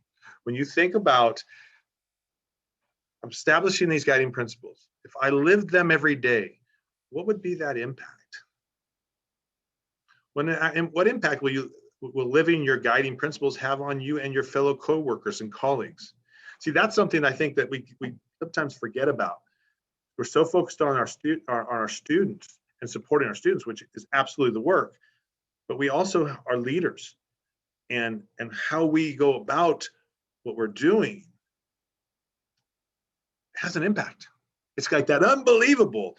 Well, you know what? I'm going to be what I want to see, even with my colleagues, because my colleagues are going to see that I'm working hard, I'm committed, whatever it may be. I'm going to ask folks their thinking, and they're going to be, oh, I'm valued. My wife has been an administrative assistant pretty much all of her adult life, and so talented in doing it. But the folks that she's worked with that discount her ability to have input, that don't ask her thinking, she's really struggled with. But when they ask her thinking and they value that, what a difference, right? So we invite that thinking, just sharing again some of those impacts that I know that they'll have. So I'm going to come back out as a share and just see if there's anybody willing to think about and share any of the guiding principles that you've come up with and how they will have an impact. So let me just stop sharing for a moment.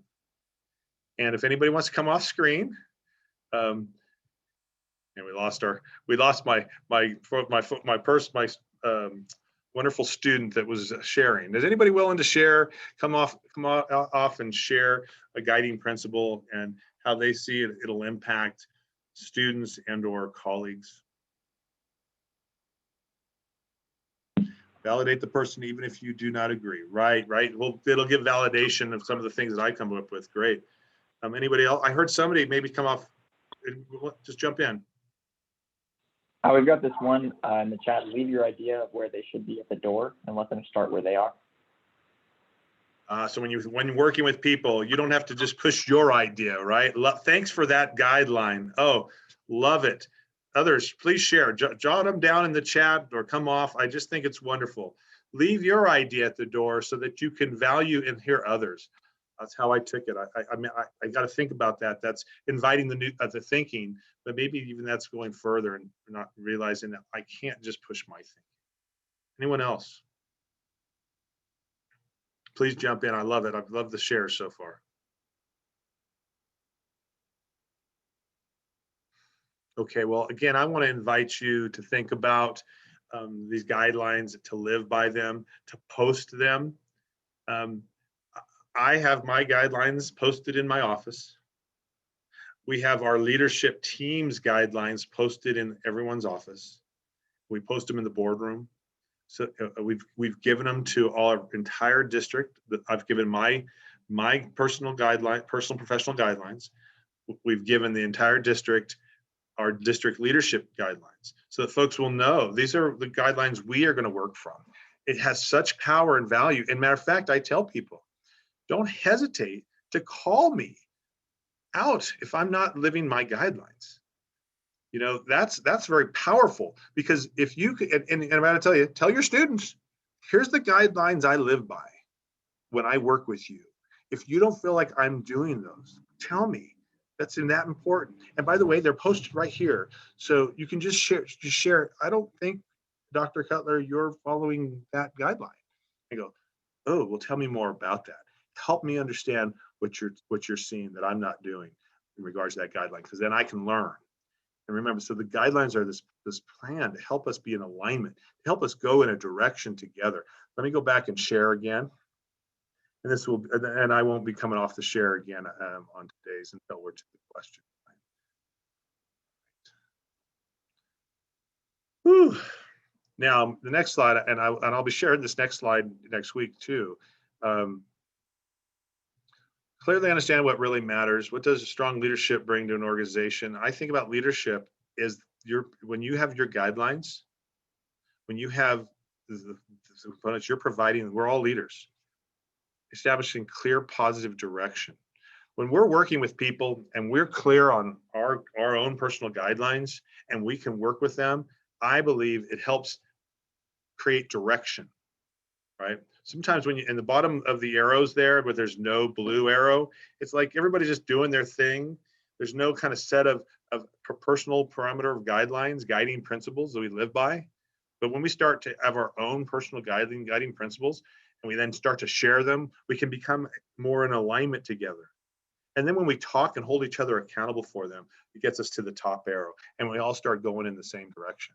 Very powerful, and just by having people establish their personal professional guidelines and even their group.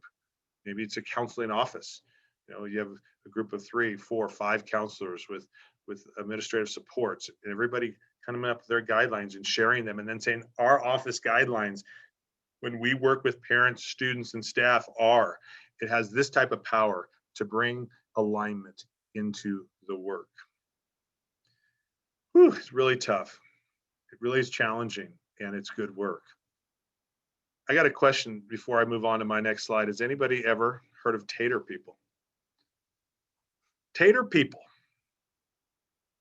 It's funny, I created a culture around tater people in most of my organizations. Matter of fact, when I talk about tater people in a moment, I had schools that would have tater lunches, and everybody'd make something with taters. So I want to share tater people with you a little bit. I'm going to go through it a little slowly. It's something I think is really powerful. And I think about this. Life is not that simple. And I think back on the world on top of our shoulders that I had on that slide. It's really hard. And we have all these different kinds of people. Now, I bet you've heard of the component of, you know, when we think about being positive, we think about living by our guidelines, it always seems like there's somebody that's trying to pull us down. Somebody that's trying to yank us back into the mix of negativity, the mix of dysfunction. You know, it's like a crab in a bucket. If you know crabs, they're climbing, they're grabbing, and they try to, and if one crab is about to climb themselves out of that bucket, one of those crabs grabs a hold of them and pulls them on down. And you've got to be aware about those crabs and what kind of crabs they are. Well, I call them taters. So I want to share with you. So how do we get there as a component, right? Tater people. You know what? I'm a little disappointed because something must happen with my presentation because it usually pops up. So you get to read it with me. Some people never seem motivated to participate, but are just content to watch while others do the work. They are called spectators. By the way, when we think about our guiding principles, how do we use our guiding principles to overcome those spectators? And maybe change that spectator of them. Some people never do anything to help, but are gifted at finding fault with the way others do the work. They're called commentators. Again, I want you to think about the guiding principles as we go through the tater people, because if we live by our guiding principles, maybe as we run into spectators, maybe as we run into commentators, we'll have an impact on them, and it won't have an impact on us. Matter of fact, we'll have that component start to shift folks away from being the spectator or the commentator. Again, usually on these slides, I can pop up and I can read it and then called, but it's not happening. So I apologize. Maybe it's good to do it now. Some people are very bossy and like to tell others what to do, but don't want to soil their own hands. Is anybody out there, you think in your mind, what kind of hater is that? They really don't want to get into the work, but they want to be bossy about it. They want to tell you what to do, but don't necessarily do it. Remember I said, be what you want to see. You know, as a boss, I'm going to tell you, I'm going to join you. I'm going to be what I want to see in that work. What do you think they're called? Bet somebody's got it. They're called dictators. Some people are always looking to cause problems by asking others to agree with them. It's too hot. It's too cold. It's too sour. It's too sweet. I invite that thinking. Well, tell me more about it's too hot, it's too cold, it's too sour, it's too sweet. How do we like, okay, let's talk about that. Let's Let's have a conversation. Let's communicate. But you know what kind of tater that is? Anybody guess? They're called agitators. They like to agitate. They like to create tension. Hey, if we use that collaborative spirit, we bring that interest of hearing their thinking, maybe we can start to eliminate that agitation. There are those who say they will help, but somehow just never get around to actually doing the promised help. You know, I talked about my wife briefly about how, you know, when she's worked with folks that don't ask her thinking or don't include her collaboratively, don't realize that though she's not a doctorate or master's degree, but she's administrative support that's done it for over 30 years and has great knowledge. You know what? If you don't couple her in, she's probably not going to want to help, not going to be as sold on it, right? She's going to possibly be this kind of person. Again, the guiding principles help us work through that. They're called hesitators. Well, hesitation. I'm not sure I really want to get involved with this, but those guiding principles can help apply that. Some people can put up a front and pretend to be someone they're not. Now, I hope you're getting the hang of this. Maybe you've got this tater. Anybody want to throw something in the chat? And Xavier, you could check, see if anybody's got that tater, see if we got the roll before I uncover.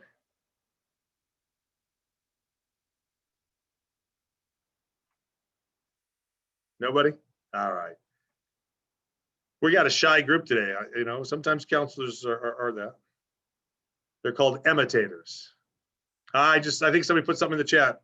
Did somebody get it? Very good. Imitators. Great. Then there are those who love others and do what they say they will. They're always prepared to stop whatever they're doing and lend a helping hand, bring real sunshine into the lives of others. Now, I got to tell you, I never even knew that was from my childhood. You know, you ate meat and potatoes, but you didn't have these types of potatoes. My mother just wasn't an amazing cook. Don't tell her I sold. Harley, don't you tell grandma. But I tell you what, my wife makes these all the time, and she puts a smile on my face. They're called sweet taters. What type of tater do you want to be? And what type of tater do you want to help lead folks to be? And how do you lead them? And how do you support them? Whether it be working with your colleagues, you're working with families, students, student groups, parents. It's hard. It's easy to fall into those other types of taters. It really is. It's easy to do that. But we have to think about having our guidelines established. And that's why I say, it's unbelievable. It's unbelievable. You know, and I get a smile on people's face because I want to be a sweet tater. And yeah, it's tough sometimes. I'll go down a path. And I think about my guidelines. And it grounds me and brings me back to where I need to be. You know, over the years that I've used tater people, I've also created a new tater people, another tater concept. And I think that when we think about the principles I've given today, we've had the principle of being unbelievable, the guiding principle, personal guiding principles. You think about sweet taters. These are those principles that, you know, if we apply them on a daily basis, we're going to be so amazing with our teams and our students. But you know what? You have to have this tater. There are also those that understand the importance of accountability and doing the job fully all the time. They're committed to the team and do their continuous improvement. Remember, my improvement will make a difference. They understand being held to high expectations and have the same expectations for those around them. Does anybody know what kind of tater that is? They're called expectators. You know, it's funny. So I've done all these tater people, and last year I added another tater person that's not in this presentation today. But it's called a quarantator. Boy, I tell you what, COVID has just provided us an amazing different world.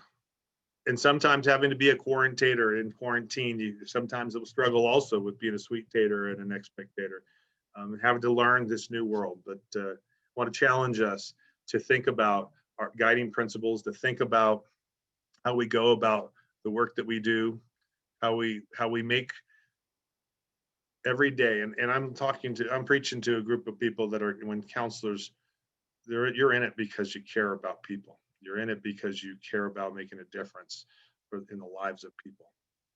And I just want to thank you for doing that, because it's a special role, it's a special job, it's an important one. And I'm thrilled that I get the opportunity every day to do the work I do, and I'm sure you do as well. So that's my presentation today. Thank you for all you've done and will do to make your school, your district great. My information's on there, and I thought about when Jenay was presenting, I should have my Twitter handle, which is at Dr. Todd Cutler. You follow me there. I'm on LinkedIn. That's how Xavier got with me. I want to invite you to call. That's my cell number if you'd ever like to call me. Text me. That's my personal email, drtoddcutler@yahoo.com, and then my work email is tcutler@ltusd.org. With that, Xavier, that's my presentation today. I'm going to stop sharing the screen. I'll leave it up there just a second longer if anybody wants to write that down. Again, my handle on Twitter is at Dr. Todd Cutler. You can find me there. You know what? Most of the work I do is just sharing some positive stuff here and there, and engaging about the things that I believe in regards to leadership, school leadership. So with that, let me stop sharing screen and answer any questions you might have of me today. I appreciate being part of this, and really feel very thankful to have had the opportunity. Thank you, Todd, so much. Make sure to drop your questions in the chat box right now. I did see one from earlier, so it's on a little bit of an earlier topic, but you're talking about different things to increase your support. And what was something that you have done differently now to increase your support during COVID-19 for your work? What have I done differently to increase the support of the organization and my support? Make sure I understand. Yeah, I'm assuming that that's what they meant. Well, let me speaking from two different directions. You know what? This has been a hard time, right? I think about it, and when I share this, and pick on my daughter who's on the screen here, is she was a senior playing college softball last March and having a great final senior season, and all of a sudden it shut down, and she was home, and her senior year was done, and hard. And this was hard for us to have kids just disappear really from us and be at home and trying to figure out how to navigate that. And so first and foremost, I think you have to have some self-care and take care of yourself, right? Because there's a lot of pressure on all of us, and pressure on a superintendent, pressure on students, pressure on everybody. And we want to do such good stuff. I know as counselors, as school leaders, want to do such good stuff. And if we don't take care of ourselves first, I think that's important. I know that I've had to work through that, and I've actually had some health components this past year, and I needed to get myself back in shape. And so first and foremost, I think you got to really focus on your health and your consistency with that, so that it's kind of that unbelievable to start. I think then understanding that we're navigating a really crazy time that we don't have answers to.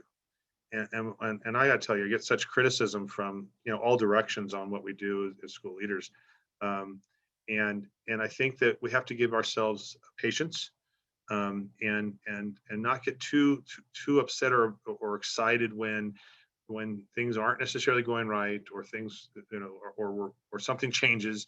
I mean in California it says what the guidelines were in the summer have changed to now, and everything's just been different. And so I think that I've had to make sure that I stress patience, and when I work with our teams is being very calm. I hope that Xavier may have answered that question. I'm not sure. I love that. Never look at taters the same way again. Cool. Thank you. I actually have my own question, Todd. While I was writing your bio, I couldn't help but notice that you were actually the mayor of a city, Nevada. And I was just wondering, do you use the same leadership principles you do in your current work as you did even then? I mean, you know what? And I was the mayor of Fernley, Nevada back 2006 through 9. I actually left it a little early because my education job had got not funded anymore, so I had to move on. But I'm going to tell you this, absolutely. In my mind, no matter what the role you're in, leadership is leadership. And actually, I think in my mind, we're all leaders, and we all have that opportunity, because what leadership does is it has an impact on people. and so use the same kind of ideas and thoughts and processes back when I was a mayor. Very difficult though. I mean, because all of these components are difficult. When you're a mayor and you're elected official and you're dealing with the community at large, it's a different dynamic than necessarily a common thinking of in education, though common isn't always common, right? So, but yeah, the same pieces. And when I have, as you've invited me next week to present February 11th, I think at 11, I'm going to talk a lot about some elements of leadership that have been part of my world, and we'll talk about culture and communication. And we'll really get into some things about how those impact organizations, impact the city, impact small parts of organization, larger parts. So it all really applies in my thoughts.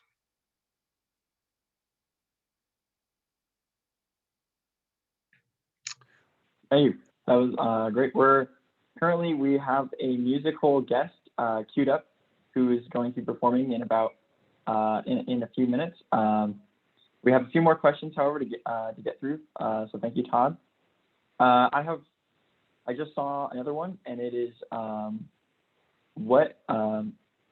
so throughout your career, you probably had to deal with many different committees, different parts where you're getting advice from, or information from, or orders from. How have you been able to balance all of that and still convey the same message or still stand for the same things? Well, I think I'll take it as and I just talked about lots of opinions in the work that we do, right? Lots of ways that people can get at the work, and so and I think we go back to part of that first piece that Jenay talked about. That hey, I feel very lucky to be in a shared leadership component and people giving their ideas. What's really challenging is that when you build that and you get a lot of ideas, then how do we refine that down to solutions and decisions? Very difficult, challenging component.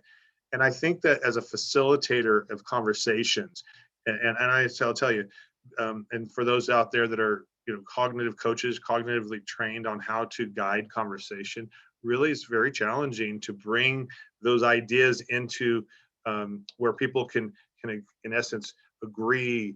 And I have a system that I use that we talk. It's called dialogue, discussion, and decision making. And we think about we start big and we start to funnel down. And I use that system to get to finally all of these different ideas out there and all of these different pushing and pressures that we have to get. I use that system, and it's just a lot longer answer, I think, from that point. But it's being able to take in everybody's thinking, to be able to use a very effective paraphrasing and summarizing, and getting people's thinking to be then together. There's a question about the Tater people. I did, Xavier, put a PDF of the presentation in what you shared, so I'm not sure how everybody gets to that. Yeah, I can share the link again. Thank you, Todd. Is there anything else you want to add? You know what? Let me just thank is this Counselor Appreciation Week or whatever the term is? Every day we should be appreciating the work that you do, and so appreciate everybody. Thanks for having me today. I always love to have these opportunities to share some of my thoughts and share some of my little tidbits that I've gained over the years. And thank you so much, Todd. I just sent the link in the chat, so go ahead and you can look at the slides there, as well as the other slides for our next speaker and our last speaker, Jenay Enna. Looks like, okay, there's someone from Texas coming. Awesome. We're going to go ahead and go into a short break here, and then to our next speaker, Jason Hasty, in just a few minutes. Okay, we have actually a little special treat for everyone. We have our own pianist here to come and entertain you guys during this break for the next few minutes. So please pay attention and enjoy this wonderful music from our very own Honor Nejik. Hello, everyone. Thank you, Javier. Thank you, NS, for inviting me. So let me introduce myself briefly. I'm Onur Nejik. I'm from Turkey. I'm an assistant professor at UC Davis, and I'm a dentist. Actually, I'm not a professional musician normally, but this year I released my debut album, and it includes 7 tracks. I'm the pianist and composer as well. I can play different kind of instruments, but I love the piano actually. Firstly, I compose my own song with the piano, and then I'm adding some different threads like guys, different guzheng, koto, and some kind of like the wind instruments, brass instruments. So today I would like to share with you some my music and some music what I love actually. Firstly, if you are ready, I want to start with the very common song. I'm sure that you heard before. Maybe you don't know the name, but you heard before. I'm sure that this is the Eric Satie Generation 1. This is my home, you can see, and this is my piano. My piano is actually not a perfect, like the piano right now. This is just my practicing piano. And sometimes it doesn't work. Sometimes the keyword is not, this area not working very well. But I hope you enjoy it. And if you are not able to hear perfectly, sorry for that. I just want to explain before when I started. So let me check the sound. Yes, it looks good right now. I hope that it works, and we will have a great time together. So firstly, I want to start with Eric Satie, Generation 1. You will love it, and I'm sure that you heard before. And then I want to play my own composers. So then let's start.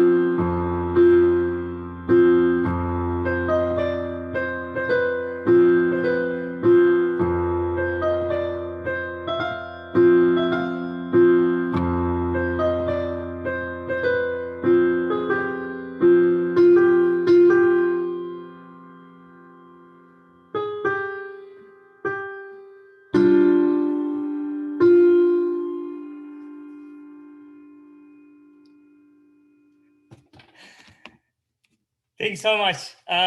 Do you hear it perfectly? I'm not sure, because this is very like my first Zoom concert like that. I'm not able to see you, so I'm not hearing your emotion. It is very difficult to share emotion with each other, right? but I'm just playing. Okay, thank you so much. I saw your message is coming. Sound great. Thanks so much. It's your kindness. So then I want to jump into my own composers, and I hope you like it. The firstly, I would like to start with the story of an ignorant. This is the also album name. Thank you so much, Jason.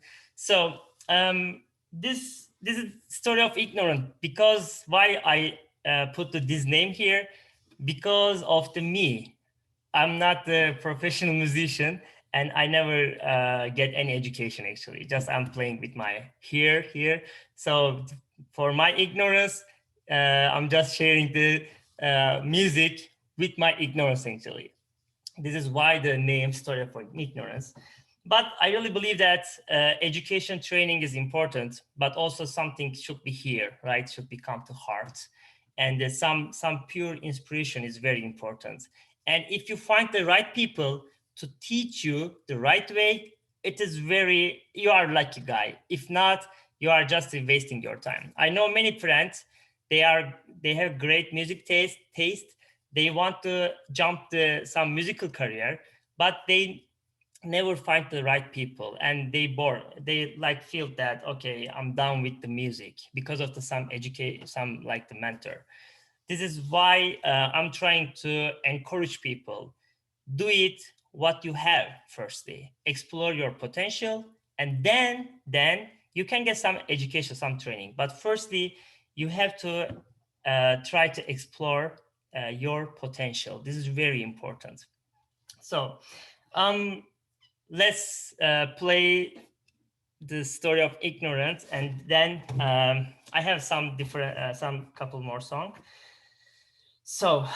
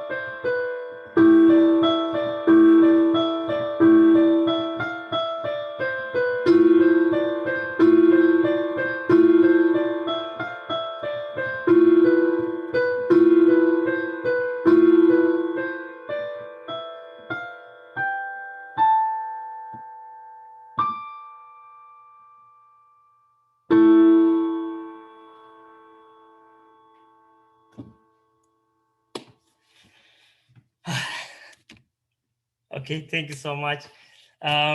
So okay, let's continue my compass, second compasses. This is actually, it's very difficult to find the name, your own compasses, but I feel like this is very powerful, so energetic, and so positive song. So I named this, it is the No More Tears, actually. I composed this song. It was the snow. It was very romantic and very cool, chilling night. So No More Tears is, I think, is a good name here. So it's coming.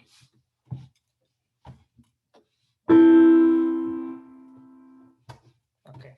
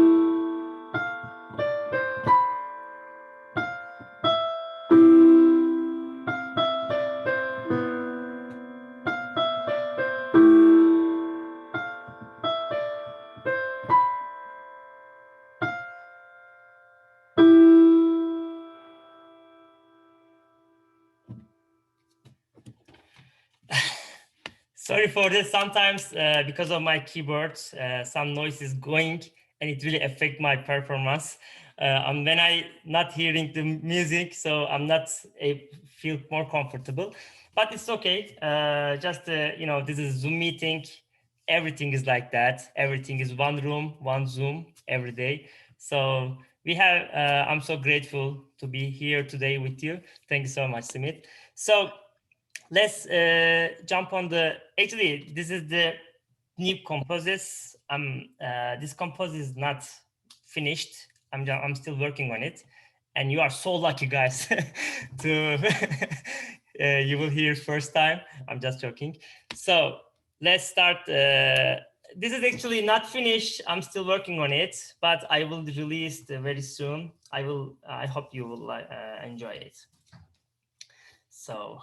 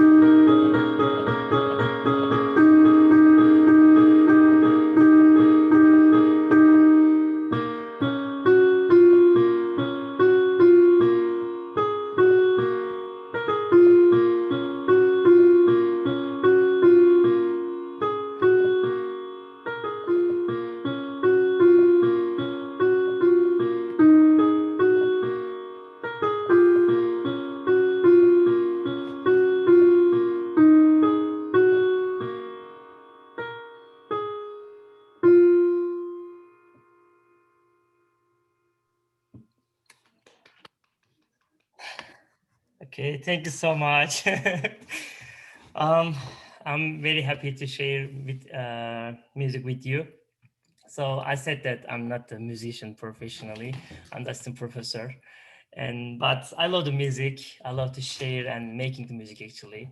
So I hope you enjoy it, and it will be like the chilling. It was a little chilling and like the positive vibe for you. Thank you, Enes and Javier. For So my yeah, I would like to personally thank you for accepting our invitation here. You really changed our atmosphere. It was nice to talk about education and counseling, but having this musical feast like made our day. And thank you for being here in your tight schedule. Honor just finished his meeting, another meeting, and came here and has been with us. So thank you for this musical feast, and thank you for everything. It's my pleasure. Have a great weekend. Thanks so much. Thanks. Bye-bye. Bye. Yes, thanks so much, Honor. I got chills. I don't know if you can't tell, but I have chills right now from your playing. Thank you so much. We have that was our musical break. Honor Najek again. Thank you so much. Please, everyone, if you're going to come back to your computers now, we're going to have to start with our next speaker, who is Jason Hasty, also sharing on the screen right now from the LA County Office of Education. He has over 20 years of experience in education and is currently serving as the executive director for the LA County Office of Education, or LACO, and oversees LACO's educational programs across 18 different schools and serves a wide variety of youth. One of his schools this past year was actually ranked the #1 art school in the country by niche.com, and he also works closely to serve incarcerated youth in 2 juvenile halls and 5 residential camp schools. He supports 9 alternative sites as well that serve systems-involved youth, drug addiction, teens suffering from serious mental health issues, and beyond the teachers and site administrators, LACO's educational programs has over 30 counselors supporting as well. Dr. Hasty has served as a teacher, dean, assistant principal, coordinator, and director, and he has a doctorate from the University of Southern California, a master's from Azusa Pacific University, and he got his bachelor's at Ball State University. We are very excited to have his talk, which is going to be called Best Practices in Counseling with At-Promise Students. And please now give your full attention and please welcome Dr. Jason Hasty. Thank you. I just want to do a mic check. You guys can hear me okay? Yes. Perfect. Yep. Okay. First of all, I just cannot say thank you enough. For one, I was just completely floored just now with the music. We all are busy with our days, and this situation with COVID and the pandemic and distance learning and constant change, it's incredibly therapeutic to be able to just sit, be in a moment, and listen to the music. And I can't say that enough. It's exactly what I believe in. I play guitar. It's part of my daily ritual. And I honestly judge whether it's a good day or bad day on do I get to play some guitar and just kind of lose myself and listen to that music. And I just thank you very much for that moment. And I'm sure everyone else hopefully was able to enjoy it. And it was the perfect thing that was needed. I also want to just start off with saying thank you to Javier and CounselHero. You guys reached out to me over LinkedIn, and I've done a little research since, and I'm just really, really excited about the mission and the vision of CounselHero in general and what you guys are trying to do. And really how it aligns with just not only what I do, but also what our organization does, and just counseling in general, and also more importantly, my personal story and how I have had my interactions with counselors over time. So I can just start off right now. I grew up in Indianapolis, Indiana. I will tell you right away, I was impacted by my high school counselor. And it's amazing how one of those just small conversations can have negative or positive effects and impact on you for really a lifetime, because I'm still talking about it. I'm sure that the counselor that talked to me at that time did not have any idea that I would be at the age I am now, in the position I am now, still really recalling it like it was yesterday. And looking at what CounselHero, just as far as the mission, and I just can't say this, I'm looking at these words that came out. We're trying to make things better, simpler, and more innovative. I think that says it all. Students, we go back to when we were in high school, and just the craziness of the moments, and just the hormones, let alone the life issues. The students we run across not only have what I call, just the growing pains, if you will, but serious life issues. I've been face to face with many of my students that I just could not fathom personally going to work, getting to the next step of the day, dealing with the things I've seen our students deal with. So, as we look at the CounselHero mission, just with better, simpler, more innovative, I think that is key in just the work. And it really aligns with my vision as a leader. And I also, the other thing I noticed on here, and again, I wrote it down, I want to make sure I say it just right. Inner strengths, interests, identity, and that's what we're trying to really bring out in students. What are their inner strengths? What are their true, their deep interests, and what are their characteristics that give them the identity that they have, and do they really understand the identity? Those three things are so critical in determining the biggest one. I think a counselor on a personal level, one-on-one, you're that person journey, taking that journey alongside. You're connecting, and most importantly, and this is my take on it. I'm helping kids trying to find their calling. And what is a calling? I mean, I think when we get called to something, I was called to education. I never imagined at, let's just say 17, 18 in high school that I was going to be doing this job now. And I will say I was called to do it. I didn't really want to be a principal. Somebody asked me to be a principal. I didn't really want to be a dean. I was asked to be a dean. And it's I think what it's, because those requests, that calling that's happened is because I was really found, I really understood who I was and what I wanted. And I understood what made me happy. And really it came down to the service of others and really changing the systems that we see today, especially when we're talking about the current situations. They're not current as of today. I think they're getting notoriety, but I noticed it when I started in '99 in the comprehensive schools. In my intervention classes, there were more African-American kids and Latinos than my honors classes. And it was just not, from that time on, and this isn't something new. And we talk about how this really starts just at a basic level, as far as when we talk about systems involved youth. You're gonna hear me speak about that a little bit. I noticed the problem back then. I noticed how schedules would just get changed based on a need for numbers. I noticed, I came in as a teacher to teach a class and my rosters were just different and I didn't know why. And I had 40 plus kids who I worked incredibly hard to develop personal relationships and true, like, deep connections with them in order to motivate them to change their outlook on life, and also really to be starting to believe in what they could be and what they could do.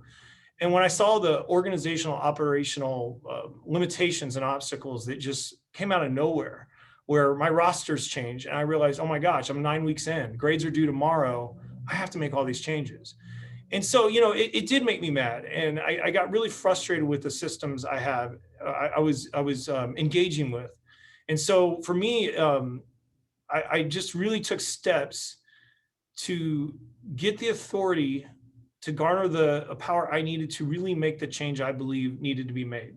And so I am so happy because it's been a journey. I've done it with a lot of counselors and a lot of mentors to find that out, but it's really simple. What was I good at? What was I strong at? What were my interests? And who am I? And I think that's where you're going to hear me talk about that a lot today.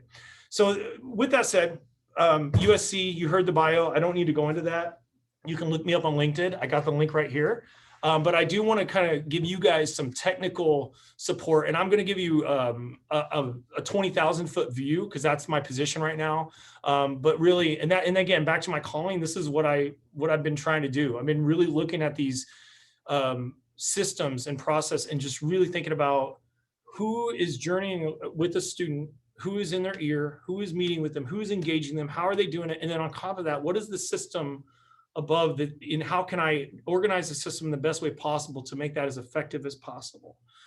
So just understand that's my core, that's my why.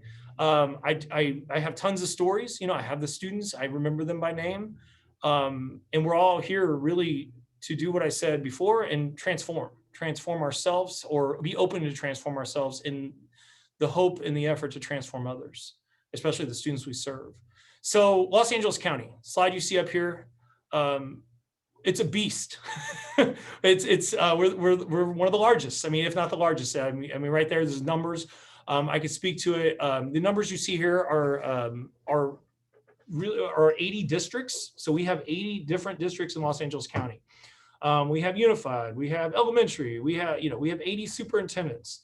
We call it LACO, and we call it LACO, by the way. You're gonna hear me say these terms, and feel free to jump in, Javier, if you hear me say an acronym or something, because all of us educators, we get acronym crazy sometimes, and I like to make sure I explain my acronyms. But if you hear me say LACO, we're talking about Los Angeles County Office of Education. But here's just some demographics right here, LACO or Los Angeles County for all students in general. You can see it's a large number, but the need is real. I mean, English learners, 258,000, homelessness, 63,000. I mean, it's incredibly, it's a mountain. It's an obstacle. We have a great need for what counselors do and just what our staff do and our schools do to support a population around 10 million people. 70% of these students that are going to school are low socioeconomic. So just keep that idea, keep that in mind. I'm going to move on to the next slide. Let me see. Okay, so more specifically, I'm going to take you down. That's the wider one. We're going to go down to Los Angeles County Office of Education, and you'll see I put LACO a lot. This is our educational programs. So just to give you an idea of what I am personally overseeing and working with, what our team does. We have 2 juvenile court schools, or juvenile halls, Sylmar, one's in Sylmar, one's in East LA, Boyle Heights area. We have 4 probation camps. On any given day, these numbers are a little high. The pandemic did bring them down, and that is a good thing. We all will agree on that. But right now we're seeing a lot lower numbers than that, but this just gives you an idea of the bandwidth of what's going through our programs. To give you an idea, students, they would get arrested for a violation of some type. They would be transported to our juvenile halls. At that point, they will await trial. And if they are not bailed out, they would have a court case, and then they may or may not get adjudicated or receive some type of order. So we call that adjudication. And at that point, they might be sentenced or adjudicated to a camp. And the camp, it can be anywhere from 3, 6, 9 months. We have different types of camps. We have mental health camps. We have we used to have work type camps. Those have changed, but mainly we're really focusing on mental health. Just a big number right there. We're at 95% mental health referrals of our youth. So mental health is on site, LA County Mental Health, and we ran that data a while back. It's pretty amazing. I mean, 95% of the youth that are coming into our program have an open mental health referral. So a juvenile hall, you can have a student that might be there for 7 days. We have students that are doing something called fighting fitness, that they are awaiting a court case and they might have a major trial. I've had a student in a juvenile hall for up to 3 years. We've seen kids grow up in these juvenile halls. It's incredibly sad. We have one hall, we have what's called the compound for adult charged. We have youth that are looking at lifetime sentences in our adult charge programs. I've been to that graduation. I've heard kids talk, they give speeches at their graduation, but they're looking at possibly, the one I personally remember, he was looking at 150 years. I think he just turned 19. So just to give you an idea of the gravity of the situation and just what we're dealing with, mentally, emotionally, mental health wise, you're dealing with teenagers that are on the brink, that are in legit crisis. And our counselors are there, and we'll talk more about that, to be in real time, nonviolent crisis intervention, support, de-escalate. Probation camps, a little different, smaller settings. And so if they did get adjudicated, again, they would have to finish a program. So I'm going to move over to the middle one. And if you see the alternative education, we do have county community schools. Students that come to these schools are going to be expelled. They may be suffering from truancy. They may be referred by a parent, or they may be referred by a local district. We have, the students that go to these schools, like the juvenile halls, they're year round. They can go, they can get up to, I want to say 90 credits throughout the year, so they can get credit recovery. And within those, we also have programs for independent study. And just keep in mind, sometimes we have safety issues. We have students that, benefit greatly from independent study. However, they're in there also for safety reasons too. I mean, we have some serious concerns. We have some serious high need students. And just to give you some numbers on last year, you see 2020. For our spring graduation, we did virtually. It was really, it was just everybody I know dealt with some graduations. I know some counselors out there had to plan some, probably on this call. But we did have 241 who actually graduated with us. That's what we call our incarcerated alternative ed programs. So juvenile court schools are what we would see are run in conjunction with probation, juvenile health services, and also mental health, LA County Mental Health. Our alternative ed programs, county community schools, are run solely by LACO. We do have some partnerships here and there with community-based organizations. But we're really looking at trying to holistically help the whole child in our alternative and our juvenile court schools. I'm going to go to the next slide. We also, and this is the crazy thing I talk about with LACO's educational programs. We have the spectrum over here, and then we swing all the way to the other side of the spectrum. We have two traditional high schools. The two traditional high schools are an International Polytechnic High School out in Pomona, California. And then we have LACSA, Los Angeles County High School. You heard about this last year, #1 public art school in the country among private and public. I want to be clear on that. These schools are a totally different type of school. It's under a different, even law called specialized high schools that those students would interview. They would audition at LACSA and they would interview at International Polytech. iPoly, as we call it, is located on Cal Poly Pomona's campus. And that is a 21st century learning school. And they do project-based learning based on the Buck Institute model. And there we have counselors and you see the graduation rates. LACSA, we call it. If you ever hear the term LACSA, you'll know. Alma mater of Josh Groban. I think Keenan from Blackish, he's one of our alma mater. I mean, everything you see on TV, if you go turn on the TV, you're probably going to see something that a LACSA graduate did. Obama Barack's painting that's in the Smithsonian, LACSA graduate. Just to give you an idea of the level of where these students are. One of the great things there, we've made some great changes there. I mean, as far as transformation is concerned. When I first started at LACO, we were at 3% low socioeconomic. We moved that up to 20%. And so we're really trying to figure out how to make that more accessible to, at-promise students and students from underserved areas. So again, we have counseling services at both of these schools as well. And they're more like traditional type schools. And LA County High School for the Arts, LACSA, is on Cal State LA's campus. So both of those are actually co-located with a university. So that tells you a little bit about just our profile at LACO and what we're working with. Now I kind of want to give you some more technical support, and this is how we organize the work overall. And this is also a bit about leadership. I always throw out there, counselors are instrumental. Probably some of the most instrumental, if not most transformational leaders on a school site. And I talk about this because in some districts, they're union. They might be with the union, and in other districts, they are considered administrators, although there might not be supervising administrators. Regardless of that, I always talk about counselors being emergent leaders. Whether you have the legal authority to supervise people and write them up or whatever, counselors, they typically don't have that authority, but they do have the sway and the influence on a school campus.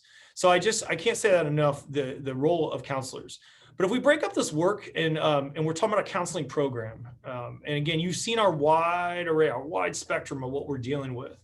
I break it down in these areas. So I'm going to go through these a little deeper in each, but I kind of want to give you just a little preface, if you will. So knowledge, the know is huge. Who are your students? And, if you're working individually, you can use this as well. If you're working systematically at a district level, you can use this. But, how are you defining the students you work with? How are you creating the profiles? And again, I have some questions down there. What are their needs? What data supports those needs? And then you see the second one down, plan.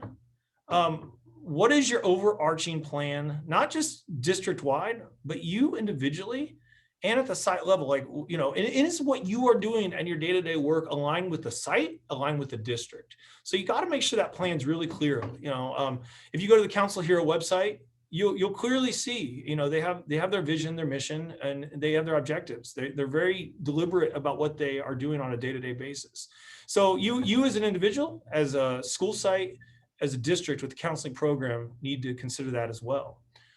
Leverage. I can't say this enough. This is the secret sauce. I will tell you right now, you have to leverage your resources. And some of you that might be working at, you know, the direct services level, this is a conversation you can engage in, or maybe I can just, you know, maybe you're one of those counselors that are categorically funded. And if I'm talking about categorical funded, I'm talking about federal funds, Title I, Title IV, and I'll talk about that a little bit more. In California, we have something called LCFF, or the Local Control Funding Formula, which is guided by the Local Accountability Plan, LCAP, Local Control Accountability Plan.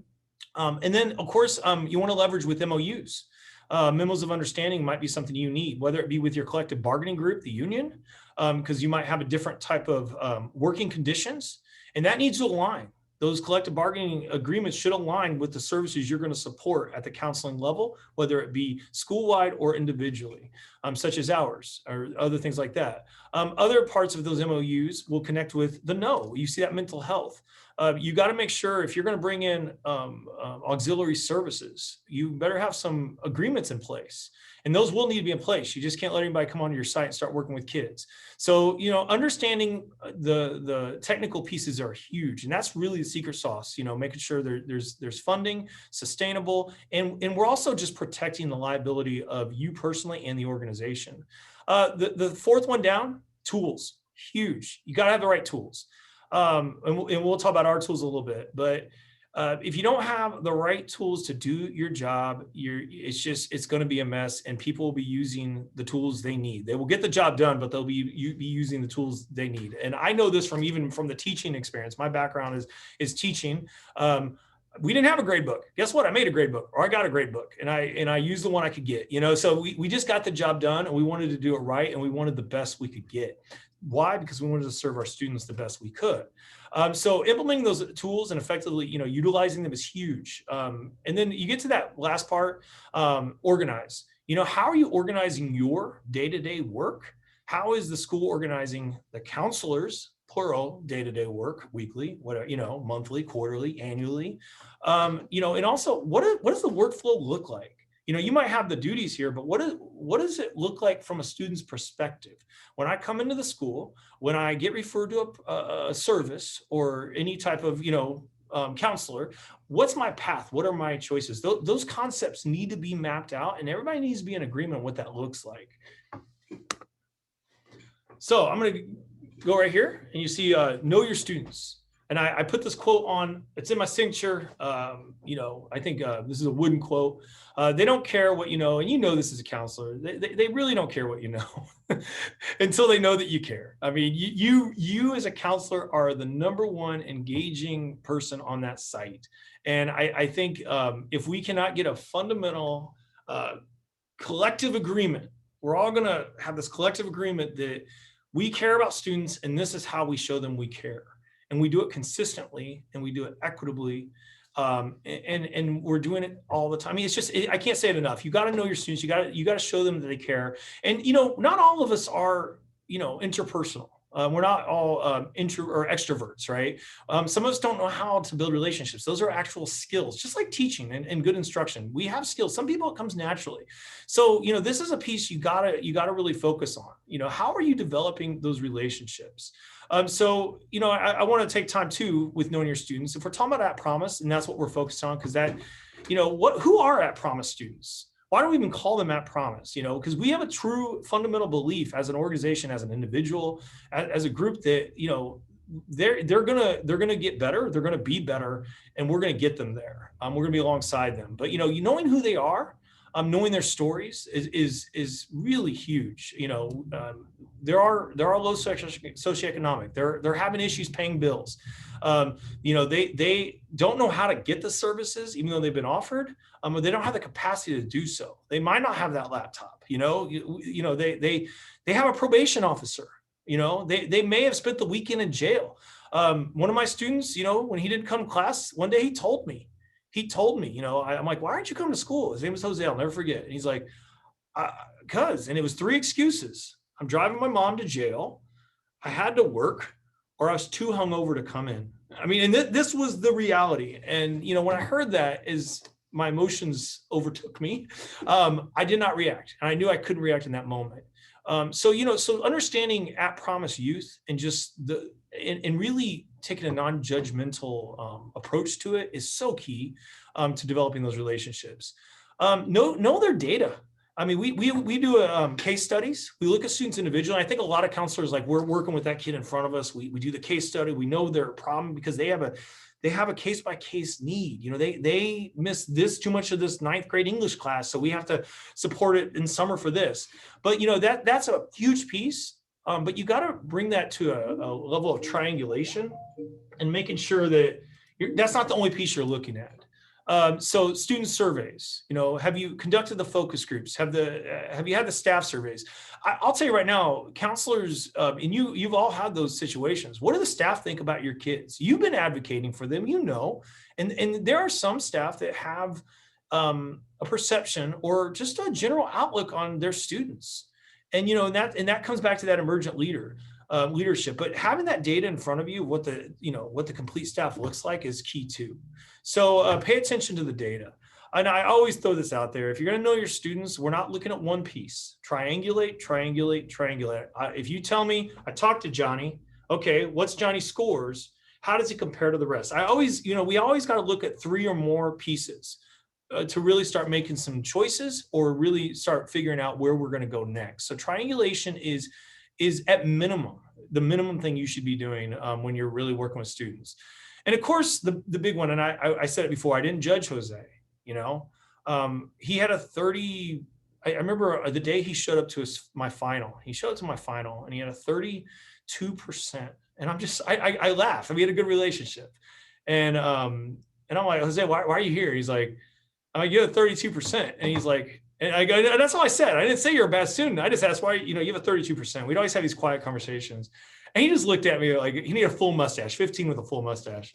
And he just looked at me and he's like, Hasty, I don't go to any other class. Like, you're the only class I go to. And I'll never forget, like, and again, one of those times like, oh my gosh, you know, and I realized, I look back on that and reflect, you know, you let the data talk.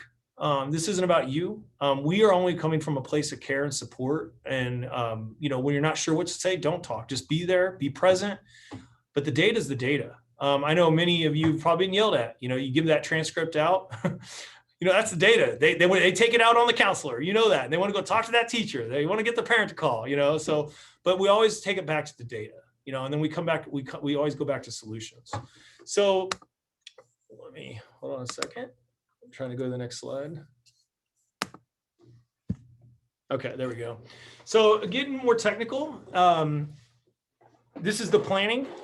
And I said it pretty clearly about having a mission, vision, and goals. This is just an example, and I threw it up there, and I'll make this available. I mean, this is so basic, but this is something that will go in your other documents. If you guys know what WASP, your accreditation, and you know, any compliance things you're doing, if you're doing a school accountability report card, any messaging that goes on the newsletter, you know, you want to make sure you're coming back to this mission, the vision, and counseling goals. Like, what are your goals at the site level? And I want to just give kudos. Our team, our leadership team that works with our counselors. I think 2 of them are on right now. Ms. Tapao Osborne and Mr. Larry Cantor. You might see their names. Incredible. They just, you know, Tapao did really amazing work this last year to just get everybody to get in a room at the site level with the counselors they had and develop this. Yeah, they do it in conjunction with the principal, but this is their plan. You know, what do we have the capacity in? And it's an honest conversation. So I just can't say that enough. Really considering your mission, vision. You see here, and I'll just read one, the vision. the BJN PAU, and don't, the acronyms you don't need to know, but counseling team envisions an educational environment with current programs, services, and technology that prepare students to compete in the 21st century global workforce. And I'm gonna give you a surprise about this. I don't know if you've seen it already. A few years ago, the principal at this school was nominated and won the Region 14, whatever, the principal of the year. And I was so happy to give that speech about the amazing work this principal, the transformation, the things they've done at the school. And guess what? This is a juvenile hall. So, I'm sure some of you might be working at the college, you might be working at a school that is of great means, but these are incarcerated kids we're planning on getting ready for the 21st century global workforce. We're trying to get, it doesn't matter who you are, we're going to get you to reach your academic potential. And so this is a statement, these counselors got together and made a statement, a bold statement, that they're going to do something. And their kids, they might be in a hole, they might be incarcerated, they might be in crisis, they might have mental health needs and all this other stuff. But you know what? We're going to get them ready. And so I think that's a part of it. And that's what the plan does. It gets everybody aligned. When people get off track, we go back to it. We talk about it. So the next one, and leveraging resources, and this might get a little technical, but I just want to make sure if there's any leaders out there, I talk about this a lot. We've done a lot in the last 5-6 years. We've really transformed counseling in a way that I've not seen it anywhere else. I'm just going to let you know we're doing it differently than anywhere else I've seen. Miss Osborne, Mr. Cantor are pioneers of this work. They innovated in a way that people look to this program and philosophy and what we're doing as the gold standard. So just to give you a rundown, we have 34 total counselors that we're working with. We break this down into different categories. Right now, the newest group we have are the wellness counselors. Title IV, if you see that's funds for wellness and technology. You will get it based on your unduplicated account of low socioeconomic students. And I'm not going to go down all that, but if you have students in poverty, EL, blah, blah, blah, you're going to get a certain amount, a dollar amount. We get a lot because we obviously serve a high number of those students. But we were able to leverage these funds to create 3 wellness counselors that support and connect students with just healthy living. So they oversee what we call the CHI compliance piece, California Healthy Youth Act. It's a law. We have to teach health and sex ed at a certain level, and it's mandated by law, but they're helping with that, supporting and making sure that we're meeting the compliance, but also working with the students directly. But it's all about wellness, all about making healthy life choices. It's all about providing those classroom meetings where they would push in and talk to the class about life choices, anything from food to reproductive health, to just how to get services. And so we have one at each of our juvenile halls, and we have one at our county community schools that rotates among the 9 sites. And these are led by a nurse. So it's a little different. We have a RN, health and wellness coordinator, that supervises and works directly with these 3 wellness counselors. And so again, that's Title IV funds. The other one is you'll see is we have 14 behavior and transition counselors. I'm going to tell you right now, and that number changes, but right now that's where we are. These are Title I Part D, and if you know what that means, that's our Part D funds are exactly for this. You can use it to actually bring people on. We have enough to fund this. Just to let you know, we do have we're roughly at around right around an $8 million Title I budget for the Los Angeles County Office of Education for our students. But with our 14 behavior counselors, those are 2 major programs in itself. And Miss Osborne leads those 2 groups. So let's just start with transition counselors. They've been around a little bit longer. And I'm going to get more into that, but they support the transition of youth from the time they come into the hall till they adjudicate to camps until they leave. It's really simple. And I'm going to show you a conceptual framework on that as well in a little bit. So they're really key, and that's their job. We have to make sure they're holding their hand with that student along the way through the process, checking their educational needs, checking their needs just emotionally, making sure they're getting the services. and also laying the groundwork, the foundational groundwork for those students who are incarcerated or systems involved, so they'll have a successful transition back to their school of origin or district of residence. It's a critical position. And we do that in conjunction with our other county partners like probation and what we call, in some states, they call it secured care staff. The newest group we have are behavior counselors. We saw about a year ago, 2 years ago, California changed its metrics on suspensions. And I'm not going to get too technical on that, but the metrics did not bode well for what we call continuous enrollment year-round schools, especially in incarcerated situations. So a student who gets suspended once goes into the denominator for the percentage of suspensions the same way as a student who may get suspended 10 times. So the problem is we have some facilities that students stick around for a year, you get a student, and this is really challenging. We'll get a student who comes from a traditional school who rarely ever went and may have been suspended 10 times. Well, they come to our school in a one-year program and they get suspended once. That's an improvement. But guess what? According to the data and the percentage and the suspension rate, they get lumped in next to the kid that got 10 times. So we saw this problem because our suspension rates, obviously for the change in that metric, which is about 2 years ago, our suspensions went way up. So we said we have to do something about this. So we brought in a new type of counseling position. And I would equate it somewhat to what we'd call a dean back in the day, but it's definitely not like that. We want the counseling, the trauma-informed, the nonviolent crisis intervention, the de-escalation strategies in place right then and there. So our behavior counselors are walking the halls, they're engaging in real time, they're pushing into classrooms, and they're having those sessions with students. You'll see them talking to them in the hallway virtually now. Even then, you'll be on a virtual class and you'll see them talking to kids in the chat, like, hey, how you doing? I noticed you're, blah, blah, blah. And then they'll call them and things like that. So our behavior counselors are another big piece. That's Title I. And then what I call our academic, and we also have academic and support. I'm not going to get too deep into that, but our academic counselors are what you would consider as a traditional counselor, most would. And those are funded through our LCFF, which we call our general fund. And if you're in California, you might support some of those counselors through what's called supplemental or concentration funding. And that's extra funding you get for your unduplicated or your poor students. We have 17 of those students, or 17 of those academic counselors. And again, what they're going to be doing is those transcript studies. They're going to be looking, what does Johnny need? What classes should I put him in? And then they're going to be checking the academic process. They're going to be looking at their test scores, and they're going to be obviously communicating with these other counselors. If you go to the next one, you see the 4 counselor assistants. We also have these. These are funded through Title I, and these are classified support positions, and they're actually for the counselors. They're not at every site, but they help with the scheduling because you can imagine there's a lot going on. I mean, these are a lot of different types of counselors with a lot of different type of work. Guess what? With the same kids. So we have to have a lot of coordination and communication. But this gives you an idea of when I talk about leveraging resources, what is the need? I told you earlier, we had a 95% mental health, that's the data. And it makes sense. Well, we need to do something about it. Oh, we got money. We can use it for wellness and technology. Well, let's create something to address the mental health needs at our halls, which is the highest need right now.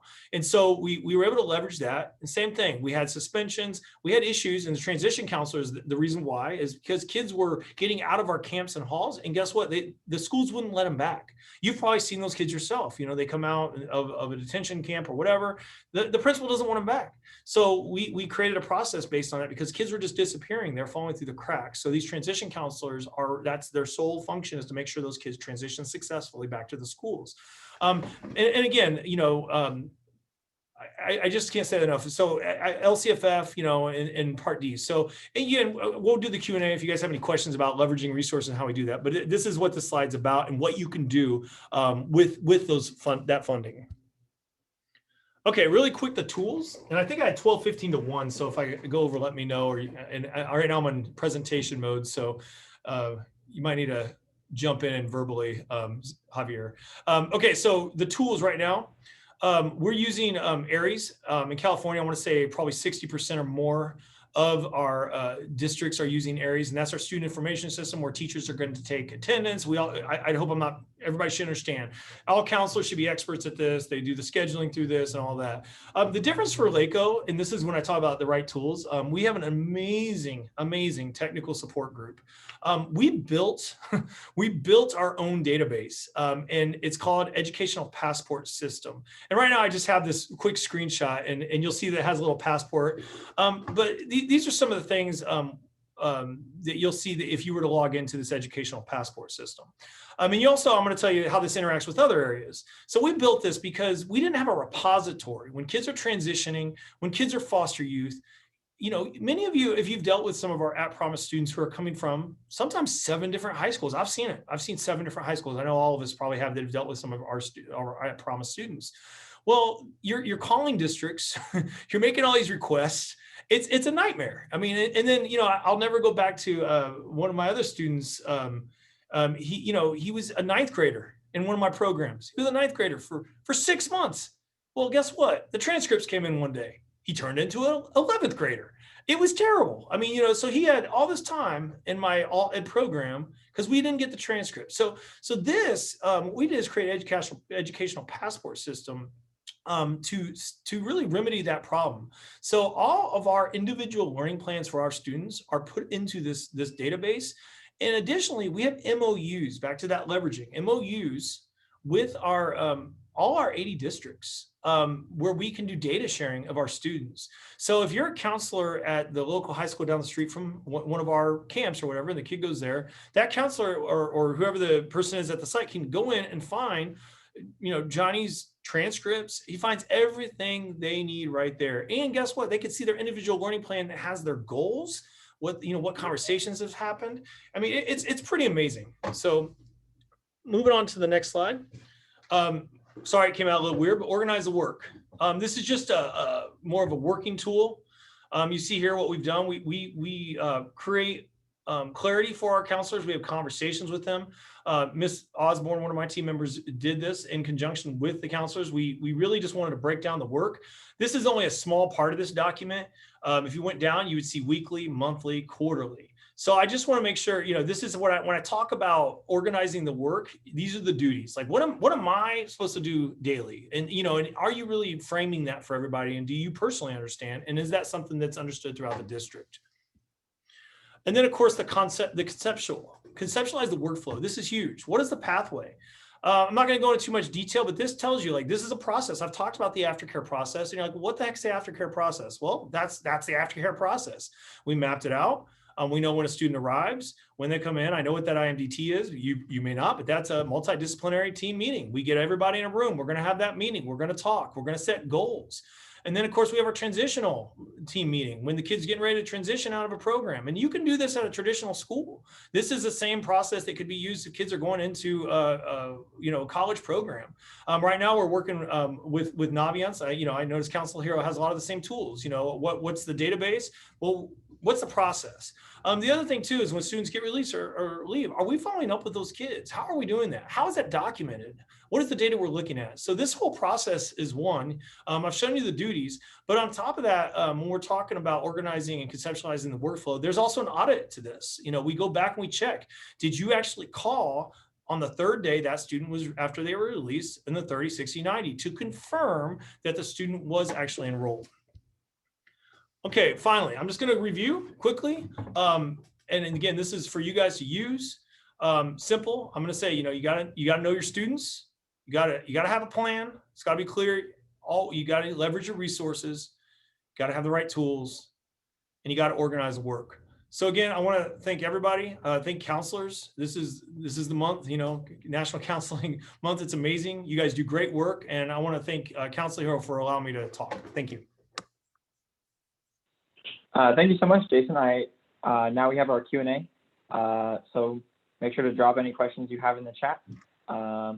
I did see one earlier in the presentation talking about mental health. So Jason, you mentioned focusing on students' mental health and improving that mental health and also tracking it. How do you track mental health in your own operations? Yeah, so right now, We have Senate Bill 98, which has created some new legislation due to COVID, and we are actually having wellness checks. So we're asking all, like, and mainly our counselors, but we've also asked administrators that we do weekly checks. But however, we do have an indicator first. We're looking at attendance, and if we see attendance falling and they're not engaging, and I want to say once it drops below 60 around, a certain percentage, we know that we need to start doing the weekly wellness check. And that wellness check might be checking in with the parent, the student, and they actually document that in our student information system. If you guys use Aries, you have a module for that. And then of course we run data. We're going to run data and reports over time to check that. And we also, with regards to mental health, that would also trigger a referral. So whether you're in the juvenile halls, we have a referral, or if you're in county community schools, we have mental health interns through a partnership with USC, and we have a psychiatric social worker. So then they would know to start connecting them with services.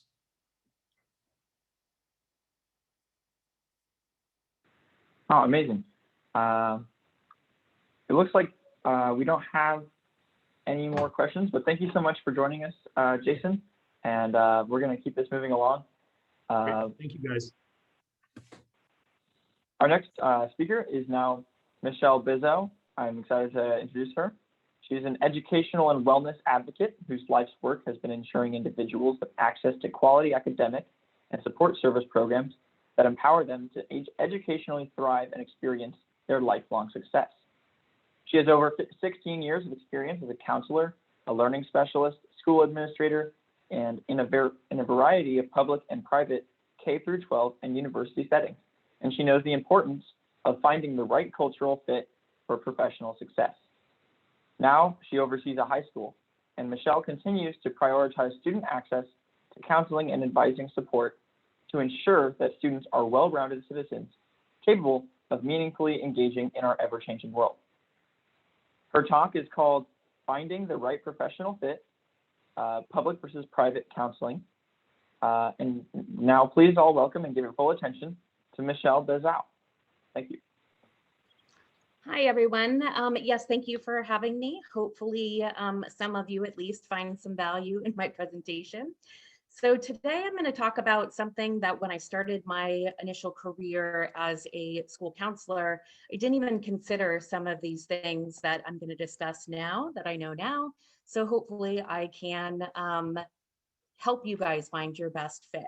So today I'm going to go over just a little bit about me and kind of my background in both public and private school settings.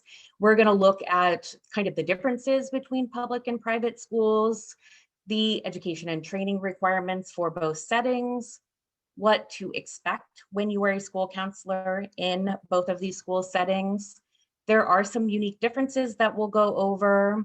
Of course, legal and ethical considerations. If I have time, I'll throw in some stories on that category. And we're going to take a quick look on School Counseling Job Outlook and how actually to find jobs in both of these categories. And then we'll wrap it up with some important takeaways, reminders, and I will let you ask questions at the end. So about me, as Yavir said, I have 17 now years working in education.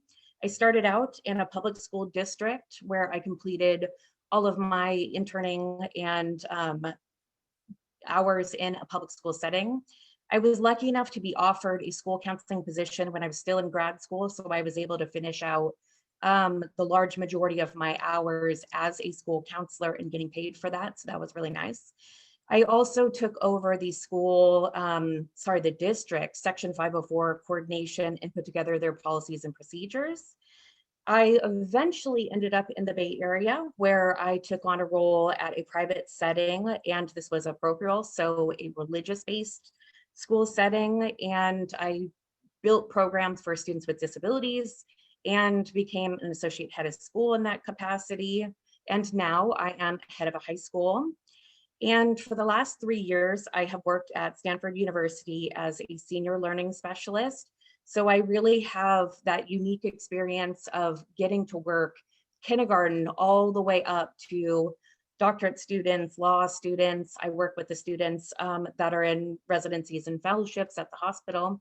So I have a really unique background that stemmed from school counseling. And I really think that helped my lens on how I work in education now.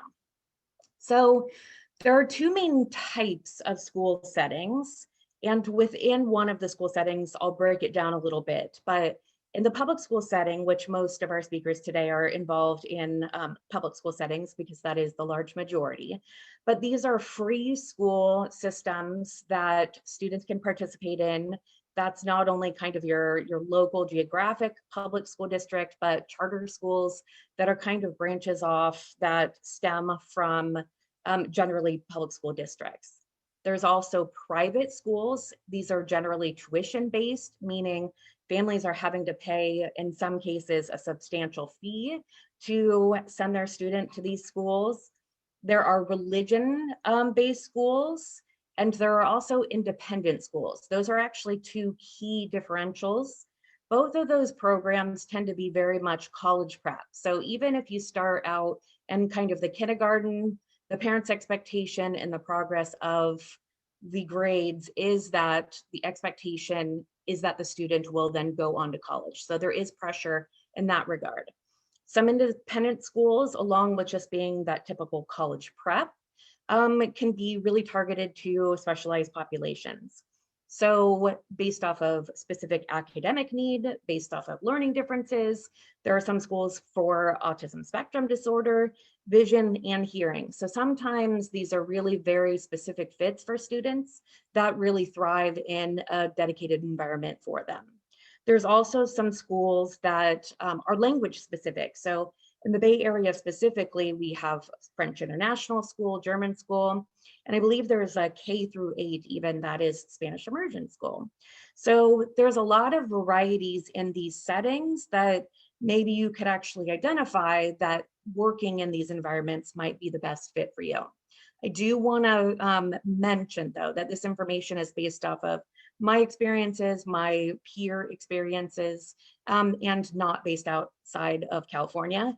So if there's anyone that is not in California right now, just know that. So this is something that I found very interesting when I did some research on kind of what are some job titles. And it was interesting to hear the speaker before me because it sounds like they do actually have some more specialized public school counselors that are doing very, very specific things. Not sure if that's district-wide or just for specialized programs.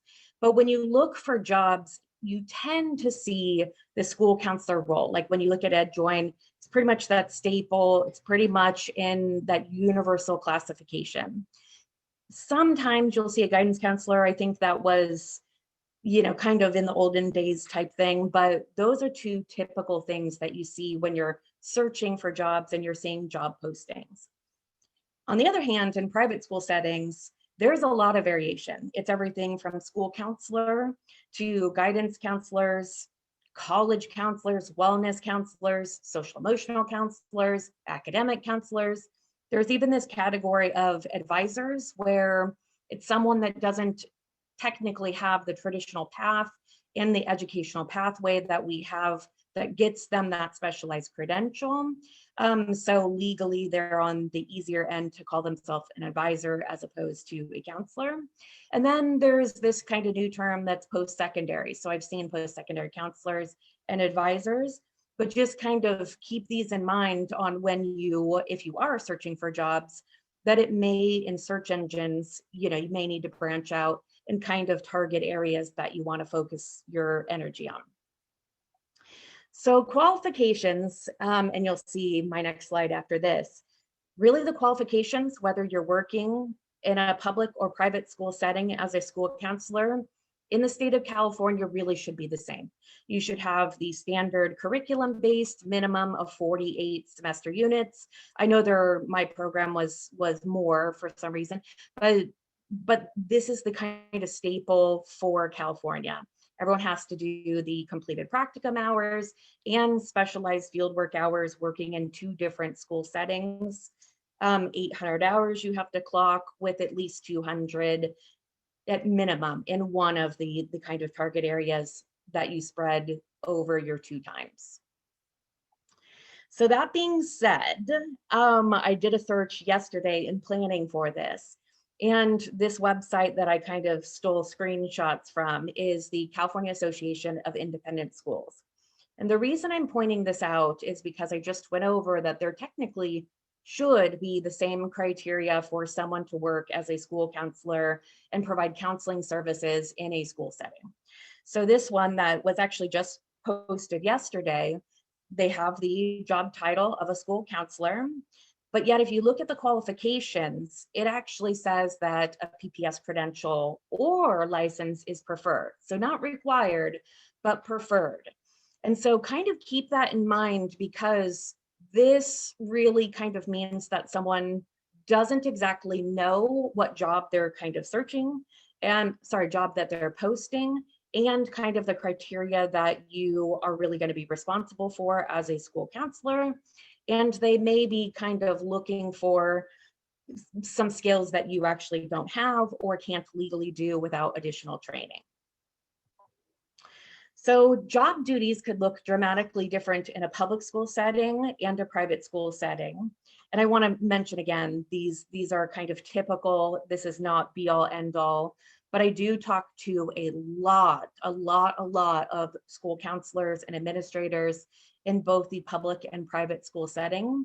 And what I tend to see is that in public school settings, kind of your job duties and responsibilities are more set in stone because it's part of a collective bargaining agreement where you really kind of have that universal skill set that is district-wide. They tend to have more non-counseling related tasks. I remember when I was starting out as a school counselor, I was asked to do a whole host of things that I was really surprised that they would pay someone with a graduate degree and all of this kind of training to do kind of secretarial work.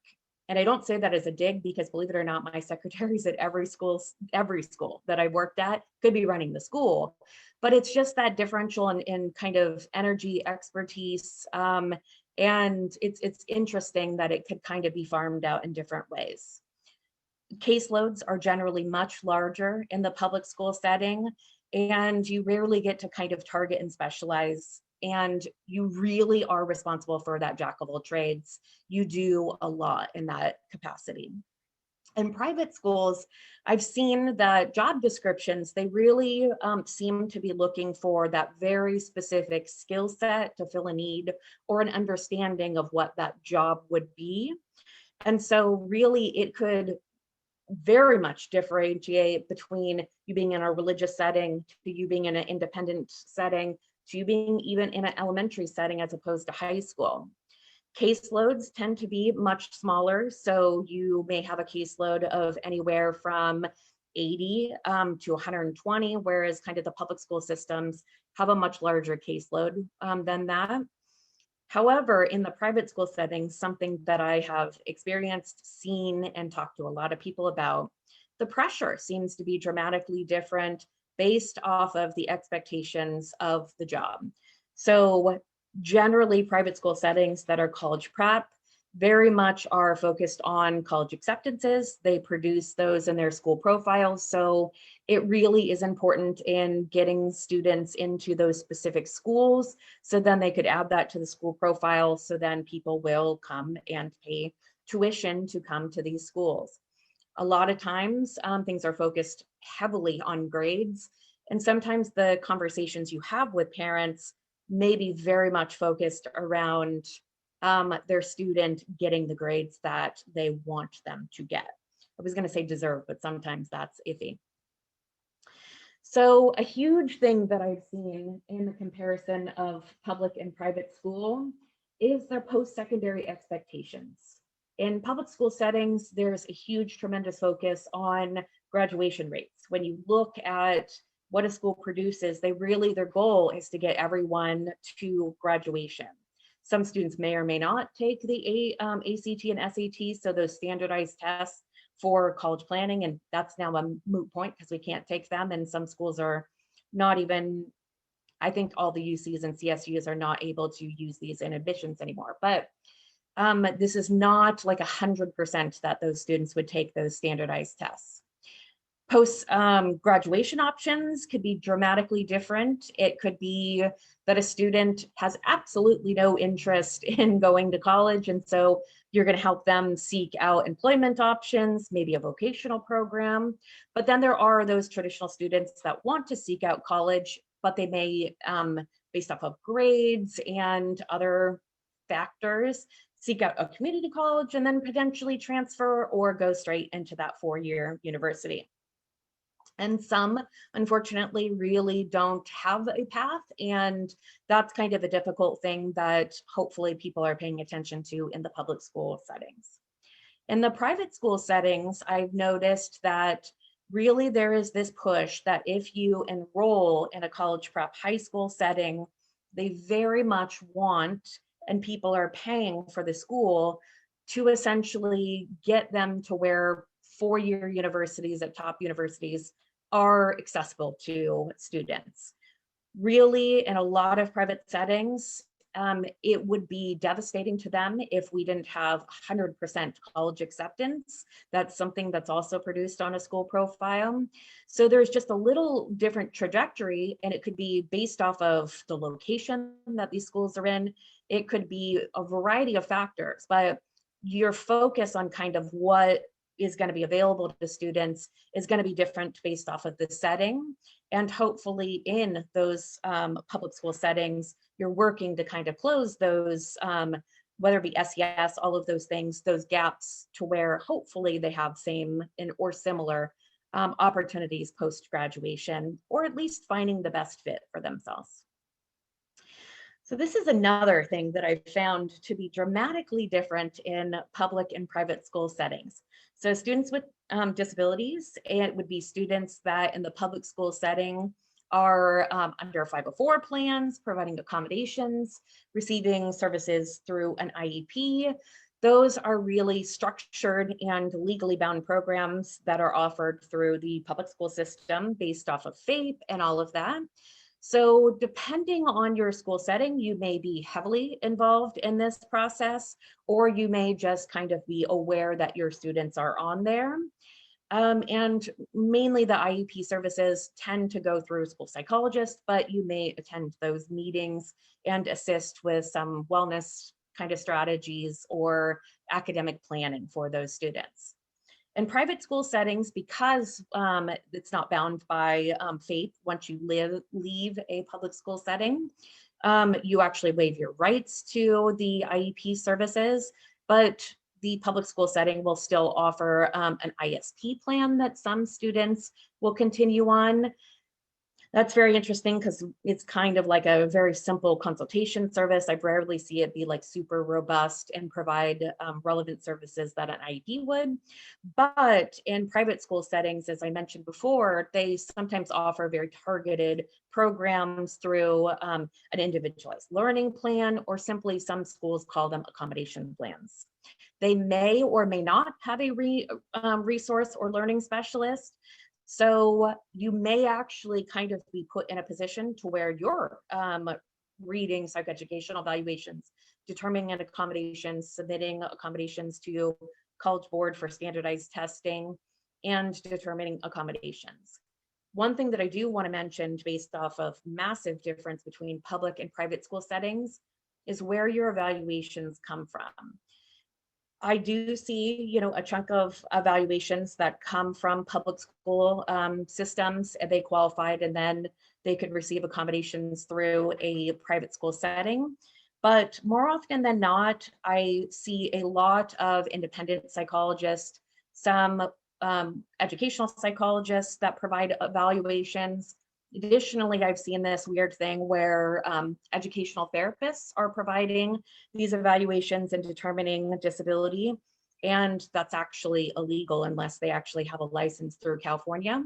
However, I want to say that, so I was kind of blindsided when I started working in a private school setting that these people that were not licensed were completing these evaluations to determine disability, and that these evaluations were getting submitted to College Board for standardized testing to get accommodations. And when I go over kind of the legal and ethical things, that's actually something pretty scary. And I have had to at this point testify against 9 people for practicing without a license. So it is kind of a big deal.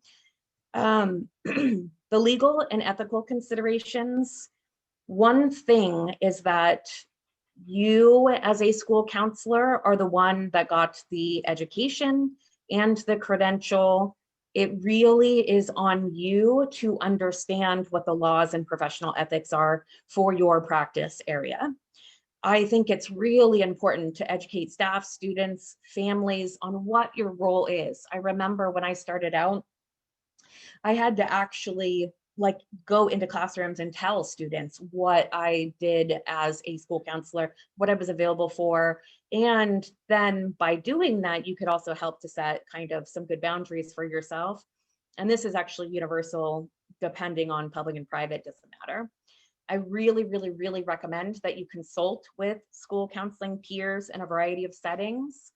And this is because some school settings may have different practices. You may have different administrators that really have different expectations for you. A huge thing that I've recommended over the years, and I will provide everyone this link to this protocol manual, is that it's really, really important to understand and be able to, on the split second, be able to do a risk assessment. And you may have kind of more people helping out in the building. It may fall on you. So really being confident in your risk assessments, knowing what your school's policies and procedures are, because I will say it's sometimes dramatically different on expectations in a public school setting as opposed to a private school setting.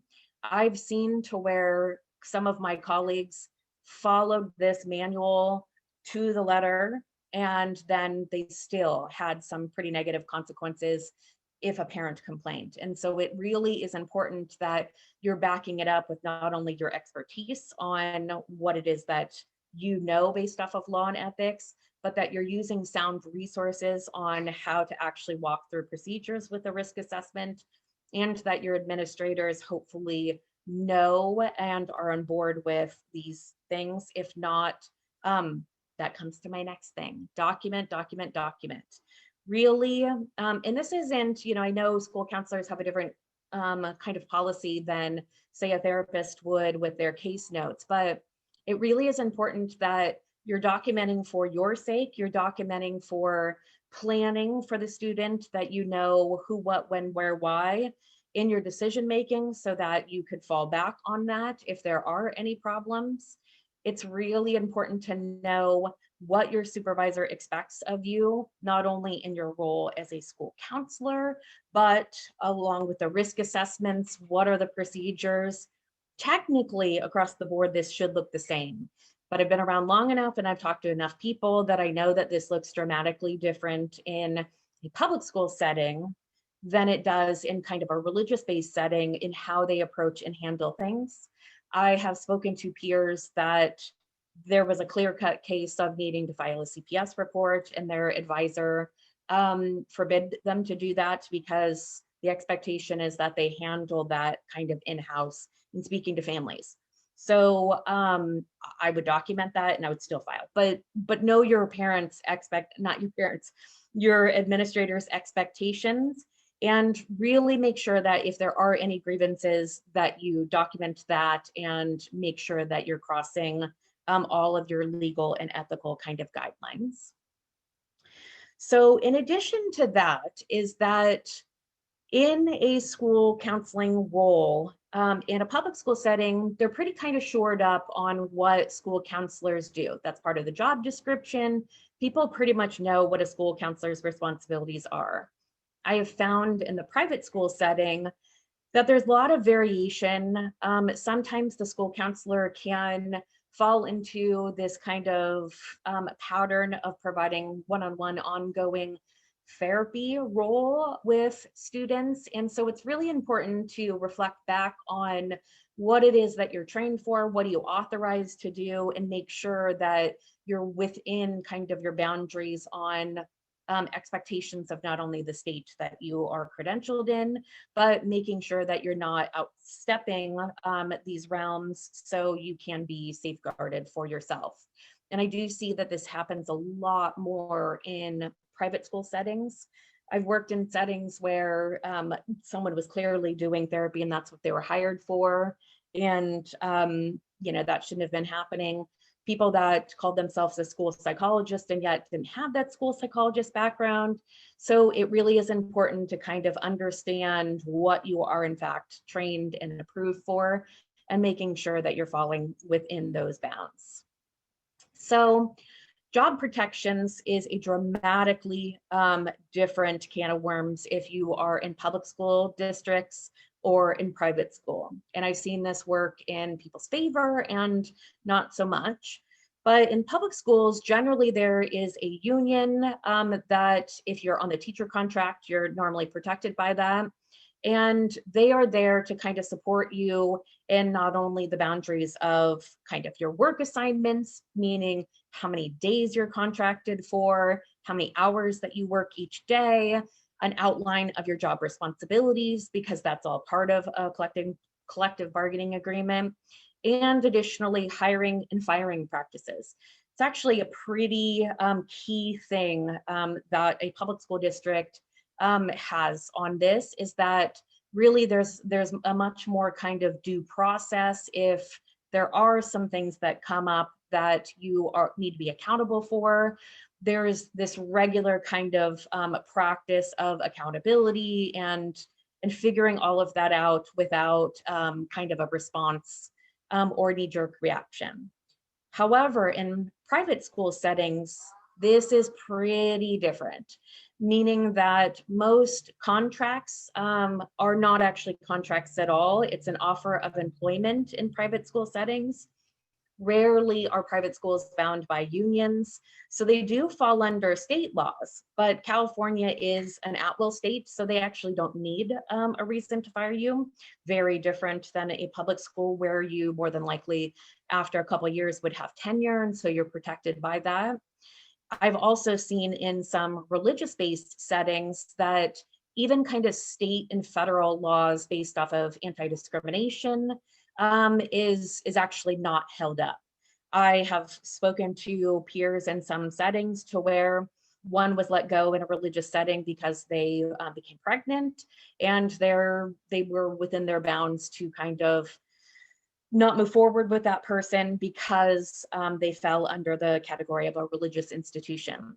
So when you're looking at jobs, really you need to identify what not only kind of work experience you want, but what job protections you expect, and be mindful of that when you are searching and becoming employed in some of these school settings.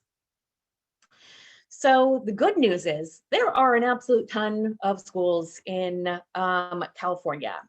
According to the California Department of Education, for public and charter schools, there are over 10,000 schools, and the large chunk of them need school counselors. And as we're experiencing going through this COVID, it's the one thing that we need are school counselors.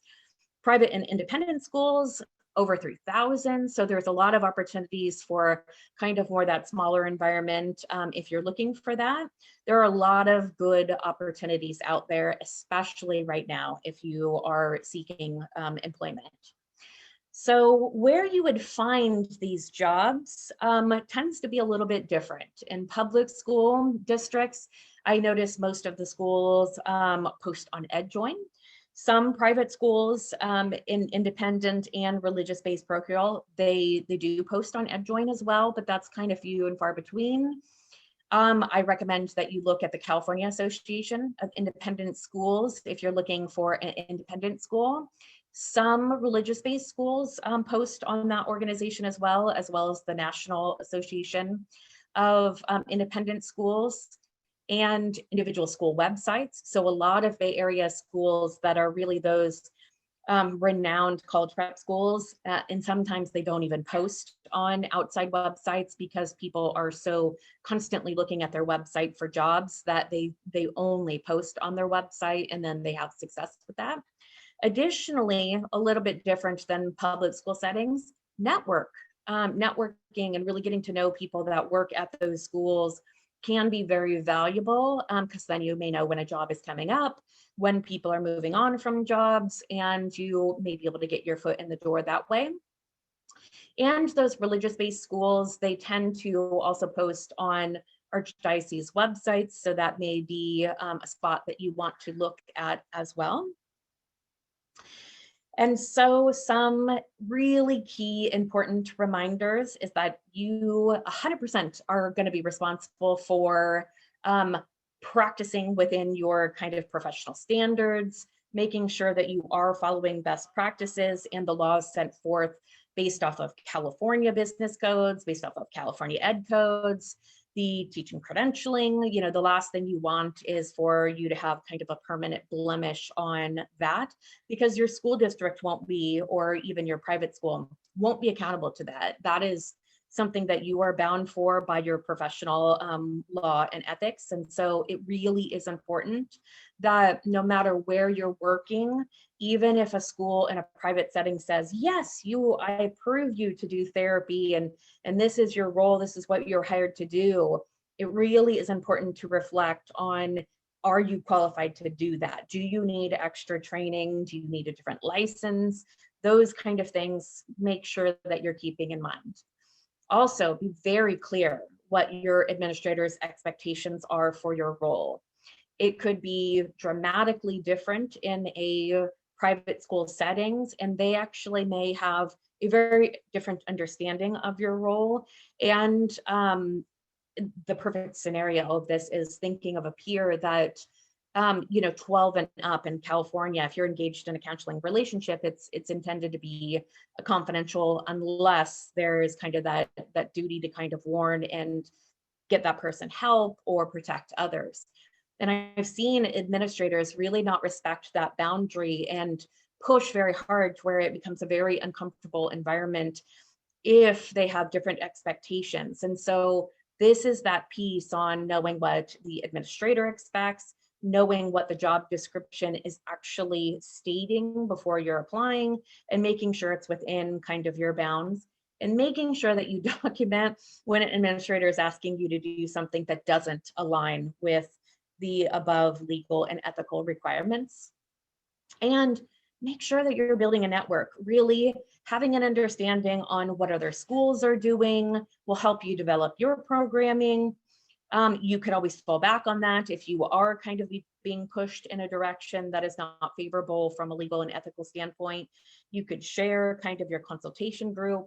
I know I've relied on that huge. I have a pretty robust consultation group, everything from university level to elementary level, public, private, and really we bounce a lot of things off of one another. And anytime there's kind of a precarious situation, I always consult to make sure that I'm in the group consensus of very expert professionals, that I'm on the right track, and I'm able to then go back and have those conversations to really affirm that this is why I'm doing something. This is what it's done in other school settings. This may be dynamic to our program, but it's still within kind of the best practice model for our profession.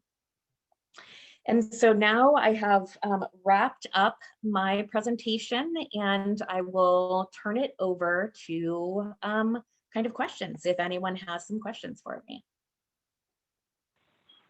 Awesome, thank you. And again, for the people that are still here, please drop your questions in the chat box below. I did see one earlier. It was earlier when you were going on about when you were first introducing the private public school sort of dynamic. And it was, how can more schools embrace non-traditional or non-college routes after high school, especially private schools? But yeah. Especially in private schools, is that what you're suggesting? Yeah.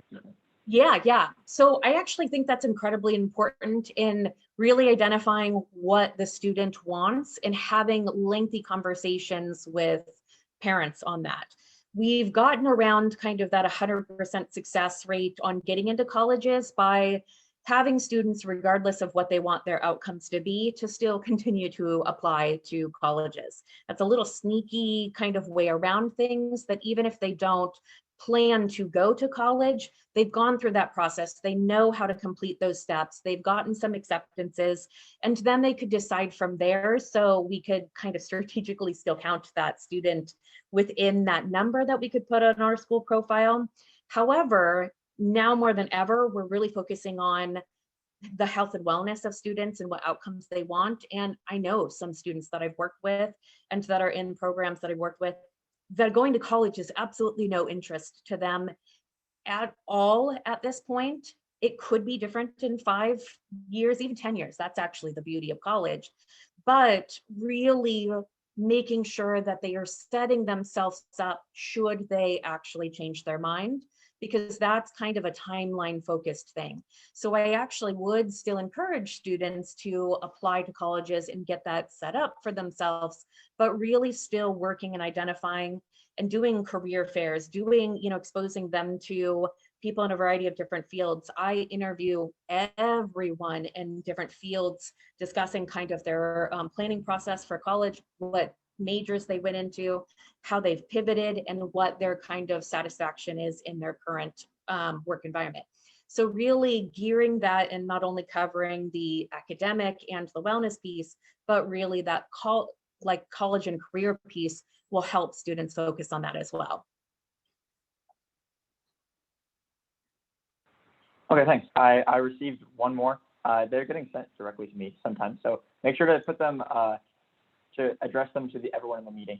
But it is, why do you think private schools have more focused roles than public schools when it comes to counseling and everything? I think that's part of because they really have identified a target need. I remember at one point in time, I did in fact hire an academic and wellness counselor. So I wanted someone that did have that marriage and family therapy background, that did possibly have an LPCC.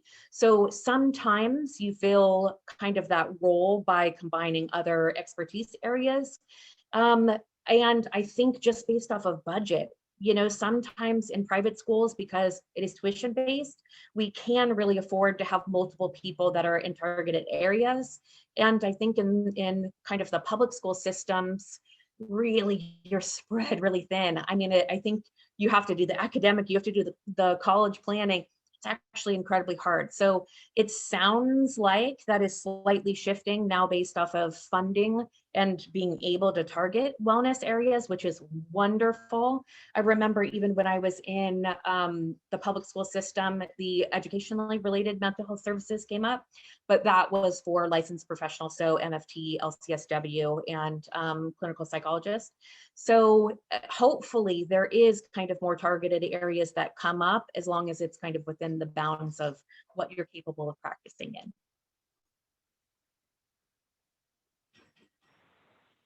All right, thank you so much. I don't see any other questions here, but thank you so much, Michelle. That was Michelle Bizeau, and she is a learning specialist and a school administrator, and she currently oversees a high school right now. So that's so far our entire lineup of speakers today for SCC 2021. And I just wanted to say how very happy we are at CounselHero for everyone here that's still in this call to take the time out of your day to join us. It took a lot to pull off an event like this, and so many people that will not be making an appearance today had to put a lot of effort into it, both speakers and guests. So we'll be continuing to host events like this in our meetup group, which is called SF Bay Area School Counselors and Education Professionals. So make sure to join that. And we're going to be hosting regular speaking events like this one today, some shorter, some longer. You'll see on our upcoming events. So thank you everyone else for coming. Thank you, Michelle, and have a good rest of your day.